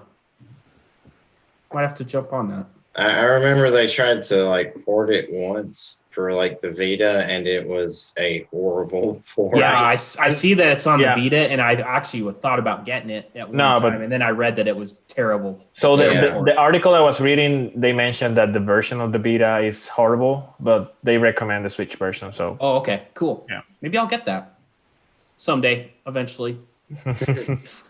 I'll probably pick up Borderlands 3 when they release the Super Deluxe Mega Edition on the PlayStation 5 with all the that's a good point. DLCs. I got the game for $9. I couldn't believe it.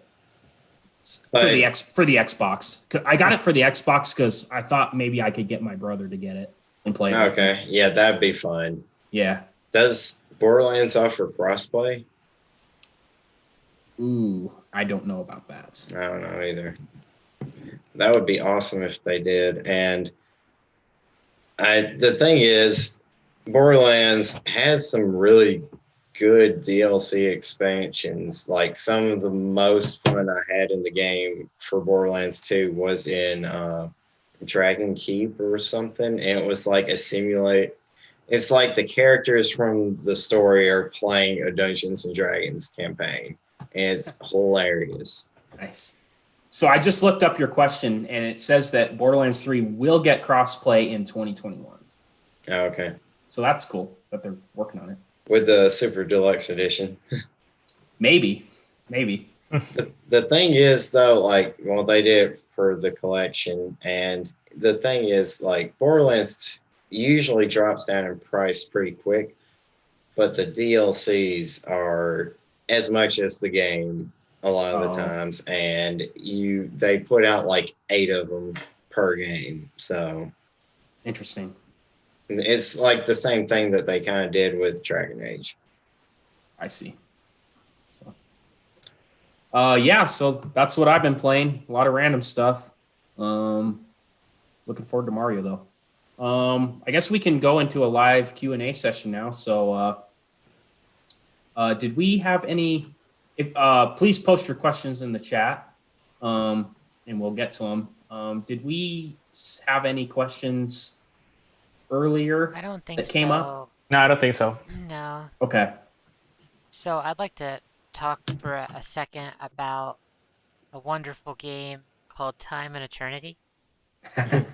So today when I set up the PS3 to test my breakout box that bypasses the HDCP, The game I put in was Time and Eternity, and it installed, which took like 20 minutes. It frustrated me, but it works. It looks nice and crisp.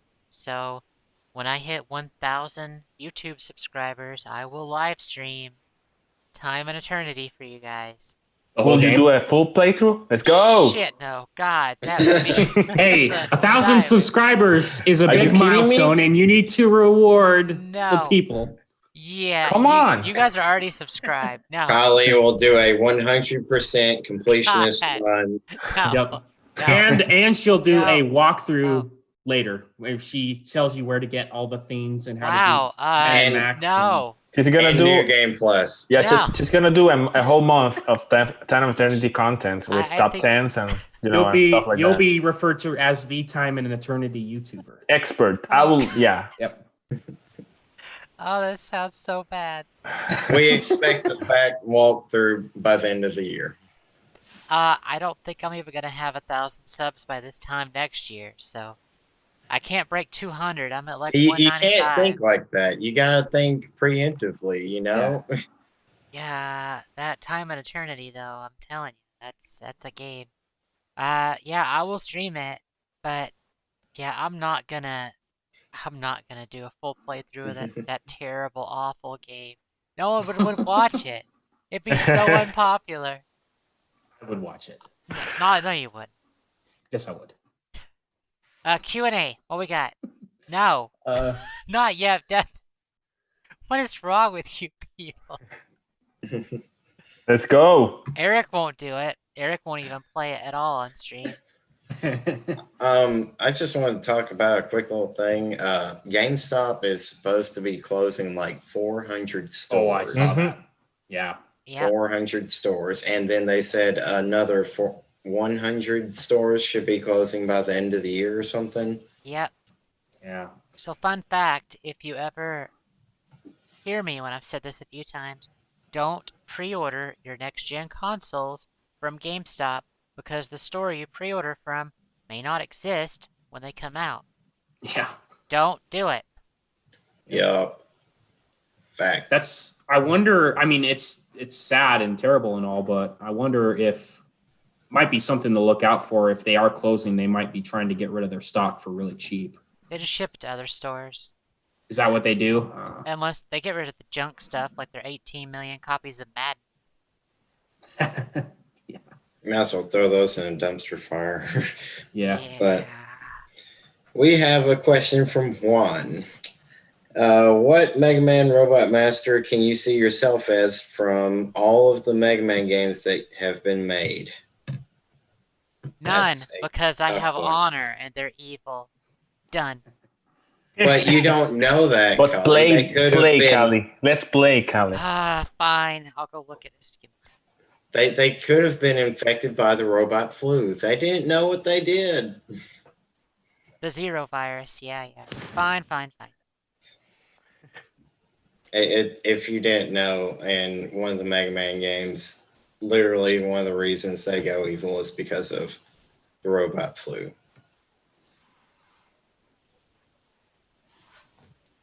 At least I think that's it. It is a factor in there. Yeah, my Mega Man knowledge is almost zero, so Yeah, me too. I'll leave this one to you guys. I'm looking up what a I'm gonna look Robot yeah. Master is right now. I'm gonna go off my Mega Man weakness chart. Give me a second. I don't know. The Bond family from Mega Man Legends. They're pretty cool. They're evil. What a weird question. Yeah, that one's out there. Breath of the Wild says hard man. Of course he does. Of course. Oh, I always like Napalm Man. Like, I don't have a preference. Like Airman. Like Omega from Mega Man Zero is pretty cool. All I can think of is like the original Mega Man games because that's all I've played anytime recently. I did play Mega Man 11 though. I have to say that I find villains more interesting than heroes sometimes, or most of the time, That's why or you like to go always. Tsushima. No, I mean on I have, everything. I mean I just enjoy, I mean if the game has a good villain that has so many possibilities, or the anime. I mean for example I like guys like I don't know like Frieza on animes or I don't know or Luca Blythe on Suikoden for example or Yeah. they just give so many possibilities to the writers if they do a good job writing a good villain. Yeah, I agree with you, Rad. I think one villain that was really interesting that unfortunately didn't give the attention he was deserved was Arn from or yeah, what's his name? Final Fantasy 15? Arden. Arden. Yeah. Yep. He's pretty interesting villain, and like his motivations aren't really clear from the base game, but like yeah, it's unfortunate, but mean, yeah, I agree that sometimes the villains are a lot more interesting. Magus from Chrono Trigger is one that Right. A comes to good mind. villain, like you guys haven't played it, so it's fine. But Caius from Final Fantasy 13 2 was a really good villain. You guys have no idea who he is, and that's No, I haven't okay. played the I should trilogy stream yet. that. That's what I should stream. I've only played the Oh first one. God. A little 13 I bit. 2 would is cringe. 13 2 is amazing. It's very good. I need to play Um, it. Yeah, I need to play still some Final Fantasy games. they actually brought in people from Tri-Ace to help on that one. I did Oh, not know really? that. Yeah, because I looked up their games and 13.2 and Lightning Returns popped up, and a lot of people liked 13.2 that didn't like Yeah, 13, 13 2 is my favorite on the PS3. which goes to show that Tri-Ace is probably a better developer. Well, yeah. So here's another question. If you could turn your, well, there's a one asked one. Another question. What video game that came out for PS2 became an anime? Uh, I don't know if that's, Would we want to become an anime, or is he like testing us? Like, Questionnaire or I don't know. Oh gosh. Tales of the Okay, Abyss? I don't know. Persona became an anime. Persona 3 and Yeah. 4. So Kiss asked a question. If you could turn your life into an RPG, who would write your story? My life would Murayama. not be a very good RPG. No, mine would be mine'd be interesting, but they just be doing science and complaining that people suck all day.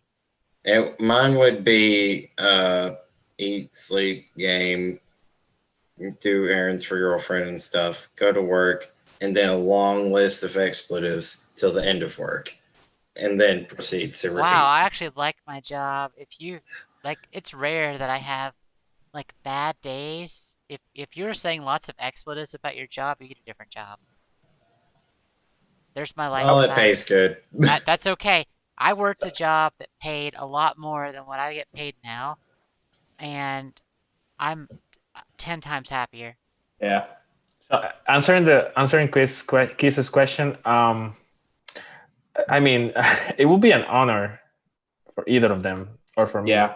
I would, if we're Uh, saying like who I think I would like more, I will Sakaguchi. I will choose.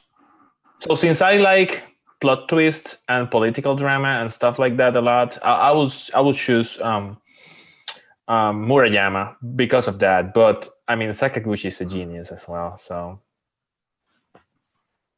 Yeah. That's a tough question. I don't know. Can they just collaborate? ooh, Like somebody do the school simulation, and then when you get a certain age, the next writer takes over for the adult stuff? that would be interesting. I would love to have like whoever made the plot for Devil Survivor. Well, then like my world would probably end and be stuck in some very stressful situations. So maybe not. Okay, let's see. If you guys had to play an EA sports game for the rest of your lives, I don't play sports games, so I don't even know how to answer that. I had I think it was Madden 07 when I was a kid.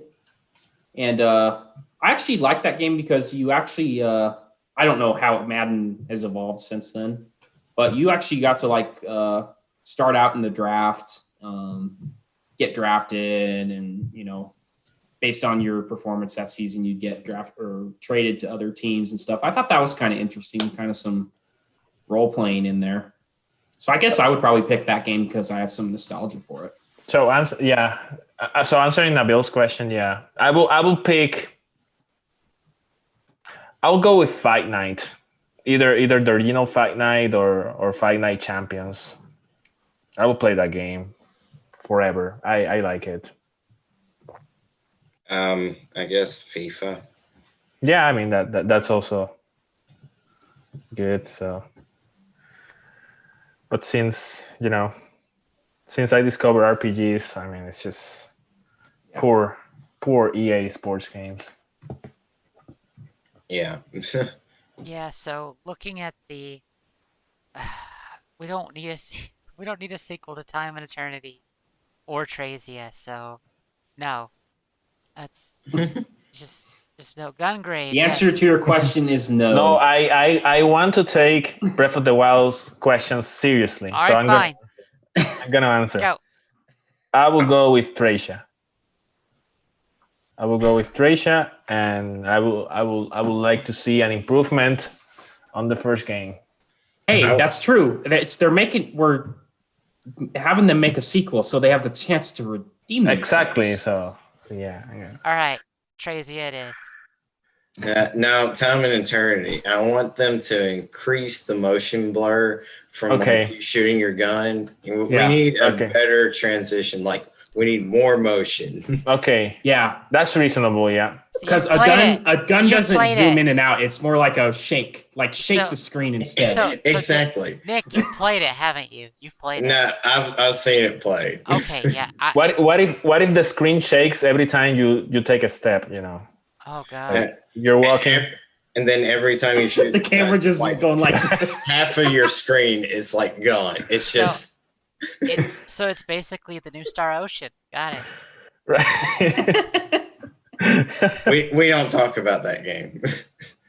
Hey, I played it for an hour. I thought it was fun. I played it for like played 5. Nothing. You played so bad. abomination. Oh, God, it's so bad.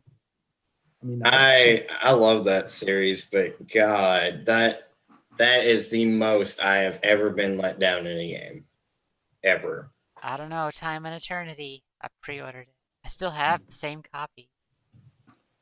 Well, I was like, Star Ocean is like this lengthy game. I'm going to sink my world into this game for like, I'll be in a cave for the next year playing this, trying to get all the different endings and everything. And then it's like, I think it's just one ending, right? No, I forget. I was like, okay, this has got to get better. I mean, Star Ocean's great. It's probably just maybe not as good, but it's got to get better, right? I kept playing. I was like, surely at this point it'll get better. And, I made it to the final place. I'm like, sure, the ending's gotta be decent. Surely this isn't. No, this can't be it. And then I got to the crest. I was like, God. Demonetized. I already did that earlier with the remake comment. I was like furious at that game. And it's not a terrible game, but it's not Star Ocean level. They should have slapped a different name on there. Like not Ocean Star of Ocean. Stars. Ocean of Stars. Yeah, there you go. Okay, so what do you think of the cliche of villains explain what they're doing? I don't want James Bond in my games. It's a James Bond trope, and I don't like it. They do it in the Punisher show. Good for them. Great. I like if you get to know the reasons by other means, not by them explaining it to you. Like you need to know. I don't care. You're evil. Just let me kill you. But if I get to know the villain's motives by other means, that's cool. I like it like if they're trying to recruit you or something to their cause, and not just one time at the end or something, just like steadily throughout the game they're trying to like talk to you, and then it just unravels their plot kind of as you go with it and through the main game story or something. I think there's better ways to do it. Yeah. Like Arden, they didn't really expand upon his at all, but in the DLC and stuff, like the one episode, it was a good way of saying it. Yep. Oh, geez. If the Eternia Archives members found themselves all inside a mansion after running from an evil threat, but after getting inside, Ain was missing, would you split up or move in a group to find him? So it's like Resident Evil find Ain.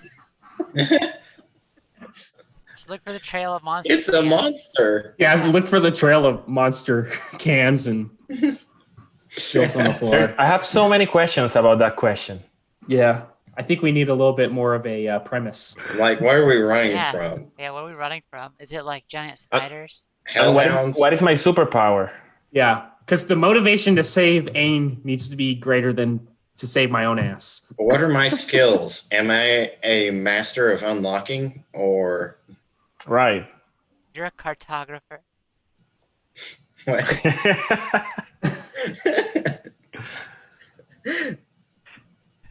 Yep, a cartographer.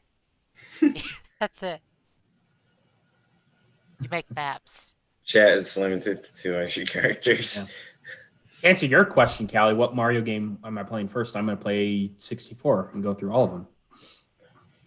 That's my plan. I'm gonna play Sunshine first. Sunshine. I'm not getting the game, but if I were, I would play Sunshine probably. Saving the best for last, which is Galaxy. I mean, you're allowed to have Team Lane. I don't want to hear it. Team Callie. I have a correct opinion. What is Callie's opinion? Well, I've only beaten one of those three, and if Platinums existed, I know which one. I did 120 stars on Mario 64. I've beat the piss out of that game. It's very good. It's very, very good. Mario 64 is not going to be good in 2020. It looks like trash. But poop, it was great. It was so good. I remember playing it as a kid and I loved it, but going back now, it's kind of rough. And the DS port is... Ugh. I didn't like it. The controls feel awful. Yeah.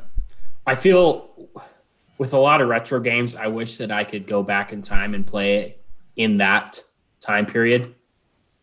You know, since we're so spoiled with so many quality of life improvements in modern games, I'd love to be back and experience the game in that time when, like, this is the best it is. This is the best game there is. You know? Yeah, I remember when it first came out, I was like, this is so cool. It was like Nights on the Sega Saturn. It was like the coolest thing in the world. Like me with Mystic Quest. Yes. I thought it was amazing. Kiss has a good question. Would you rather have an important character die during the middle or during the ending? That's a... I don't... Middle. So I can get my vengeance. Yeah. It seems like any game I can think of where an important character died in the middle of the game is usually a lot more impactful. Yeah, me too. Well, the ending credits, like if the main character sacrificed themselves, what games are like that, you know? Like there's very few that I can think of. Yeah. Final Fantasy 15. I actually never played that one. I haven't played 15 far enough to beat it. I should. I just realized that's spoilers, but yeah. Oh, the Final Fantasy 9 brings a tear to my eye. I know. God, the ending at 9. That game is so sad. That game gave me the feels at the end. Yeah, it's so good. In Dragon Age, there's an ending where you can sacrifice yourself, and I feel like that's the best ending, in my opinion, Yeah. for the So, OG or Origins. so what game are you guys excited for this month? Most excited for coming out for this month? Mario. Genshin Impact. Genshin Impact. Yes. Oh, you can't see my It's thumbs down. it's free. You can't hate something that doesn't cost you money. My time is valuable. Don't you guys have phones? My time is worth something. Yeah, I'll- I agree. Hopefully that's decent. We'll see. I mean, it can't be that okay. Running from the horrors, you're on my eternal darkness. Ooh. Oh yeah, I Ugh. forgot. Aegis Rim is coming out. I have that pre-ordered, so I was just thinking about it earlier today, but it just Yeah, Aubin time is going to be a long episode tomorrow. I'm going to have to try Yeah. to keep it cut down. There's a lot of topics. What about Look forward to October it. for you guys? I think I know what me and Callie's pick is, but I'm curious. Duh. Yeah. Duh. Cold I'm Steel trying to 4. That would be my pick if I were up to date. But Yeah. since I'm not to date, my pick is Crash 4. I need to pre-order that before it goes out. What's the date on Cold Steel 4? 27th, the day before my birthday. Okay, so I have time. So I found a YouTuber that did a full playthrough of Sky SC, and I listened to / halfway watched the first like 3.5 hours of it so far. It's very good, well narrated, and now it's caught up to where my stream was. So my goal is to, instead of listening to Spotify at work, if I can listen to something, I'm gonna listen to that, so I Nice. can get through the game, so I don't have to play the game. I'm very happy to not have to play it. That's fair. Yeah, That's fair. I've been listening to like Rad and everybody on the way to work. Yeah, sorry, Nick. I usually listen to you when you're streaming, but I have to get this game because I've got to get it beaten. Just the story before. Are you Cold trying Steel to 4. are you trying to get through just that before Cold Steel 4 comes out? Yes, because Estelle is in Cold Steel 4. Yep. Oh, I'm so excited. I love Estelle. But it's all over the internet. Like there's so many images of her. But It's Estelle. It's Sorry, Ray. Estelle. just kidding. My excitement got the better of me. There's no way I'll catch up. So I'll let you guys have You your could fun. get caught up eventually. Eventually, before you like in retire. 2023. Yeah. Cold Steel 4 is gonna be so good. If it's not, I'm gonna be really upset. Yeah, that will break my heart if it's not good. All I know is that all I have to say is if you have not played 3, do not watch my stream No, I won't. Yeah. because it's gonna be pretty, guys. I'll probably only watch you, Yeah. Callie, if you're before where I am, for obvious Yeah. reasons. Yeah. And hey, on the bright side, since I have an Elgato, the PlayStation can't block my stream, so I Oh, get yeah, to that's record right. all of it. Yep. Yeah. Because I think it does block. At least in 3, it blocked a lot of the more spoilery cutscenes. Oh yeah, like that game has. I can't talk about it. I know. It's so good. Breath of the Wild. Yeah. Watch Dogs Legion, baby. Heck yeah. October 29th. Move aside. Trust Cold Steel. Boo. So Boo. I mean, you're allowed to have incorrect opinions, but that's okay. I have yet to play a Trails of game, but I have bought 1 through 3 because I know everybody loves them so, and I don't want them to go sky high before I ever make it to it. So I will eventually start that series, and I'm going to go ahead and get 4 because if I start a series, I want to finish it. Well, you should start with Trails in the Sky FC. I agree. You haven't played any. I played Trails of Cold Steel 1 only, and now I'm going back to Trails in the Sky because that's the way to go. But I have 4 games that I'm looking at playing right now that are each about 60 hours Yes. at least, and now you're wanting me to add It's a another. commitment, yeah. But I would not. I think one thing I would recommend not doing is going through them all at once because you'll get burnt out. I would stagger it because the gameplay between I would say at least the Sky series and the Crossbell series is pretty much the same. That sounds awful. I'll just watch all of it. I'm not playing that shit. I'll just order a bulk shipment of about 500 Red Bull, take 2 weeks off work, and I'll be caught up. 2 weeks? 2 weeks, really? I don't think there's actually enough hours in 2 No. weeks, even if you were to play it 24/7 to beat the series. Get caught up. Probably not. I think you're Challenge maybe 2 accepted. months. But that's what the Red Bull's for. So, Oh, the Red Bull accelerates the. it's like Exactly. a hyperbolic time Okay. chamber. Got it. Exactly. Okay. So, Lane, is Trails in the Sky and the Crossbell duology, are those the same similar systems? Well, there's a few updates to Crossbell from Sky. Yeah, I'm trying to think of specifics. They're very similar. I think they added like some. I'd have to look it up. I thought it was like how in Cold Steel you kind of have your combo attacks with other characters. I thought they had something like that in Zero. Yeah, It's been a while and I don't remember. all I know is that if I can find somebody that has playthroughs of all of it, I will listen to it like audiobooks because I don't want to play old shitty games. I just don't. Ooh. The story, I like You the story. sound like Lane. Story. That was a direct attack. I don't want to play retro games. Now, see here. I can accept old, but shitty. I don't want to play your crappy, shitty games, Lane. Oh, come on. What are you talking about? Yeah, I mean, you said shitty is a stretch, and I'm offended. the combat is not as good as Cold Steel.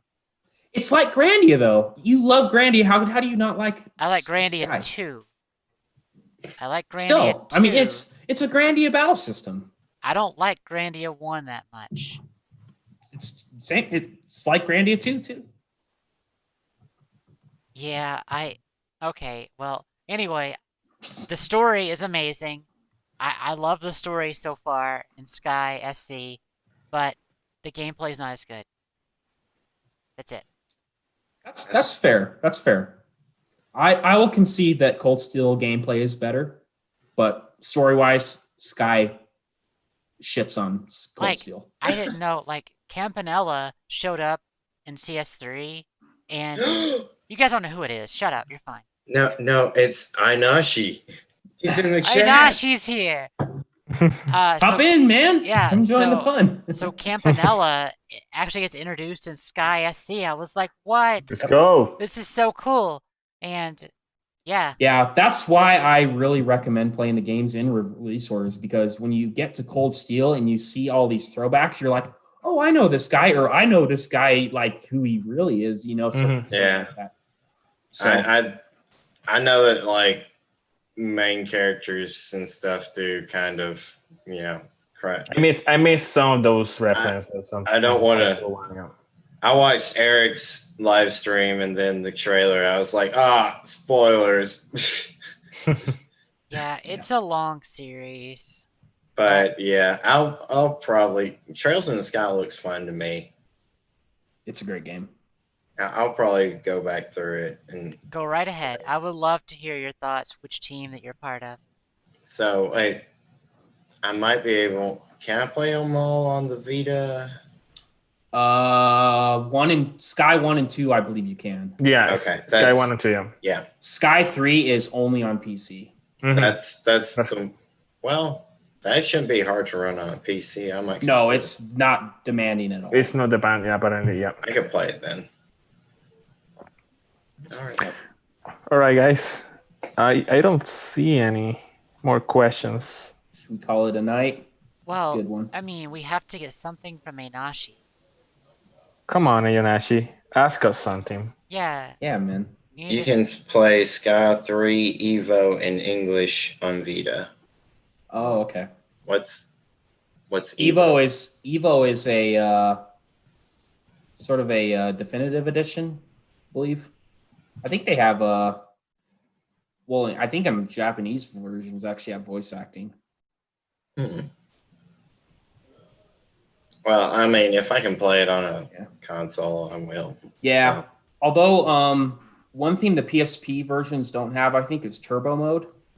So Yeah. and turbo mode is pretty huge and I quality of could life improvement. probably get them on sale on Steam. Yeah. I will play the Trails in the Sky, the first one on the PSP. So that's the way I'm going. Yeah. I think Trails in the Sky FC, I've seen it like $5 or $10 sometimes on Steam. So Oh, that's an option. Ein says he has nothing. Playing with son. He stole a bag of Hot Wheels from my game. All right then. Yeah. well, All right. Guess that's it. so just a reminder to everybody. Oh, we don't have a contest. I should set one up.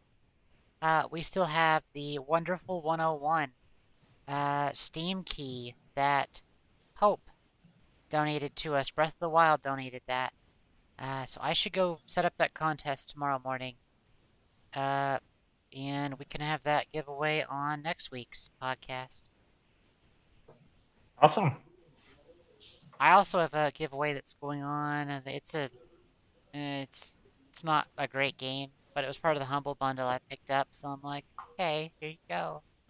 Well, we can iron out the details and tweet it if we want to. All the tweets. Mhm. All the tweets. Follow us on the Twitter. On the Twitter. Yes, at Eternia Archives. Be sure to follow us there. I am at Callie_Zath. Who's Nick? What's your tag?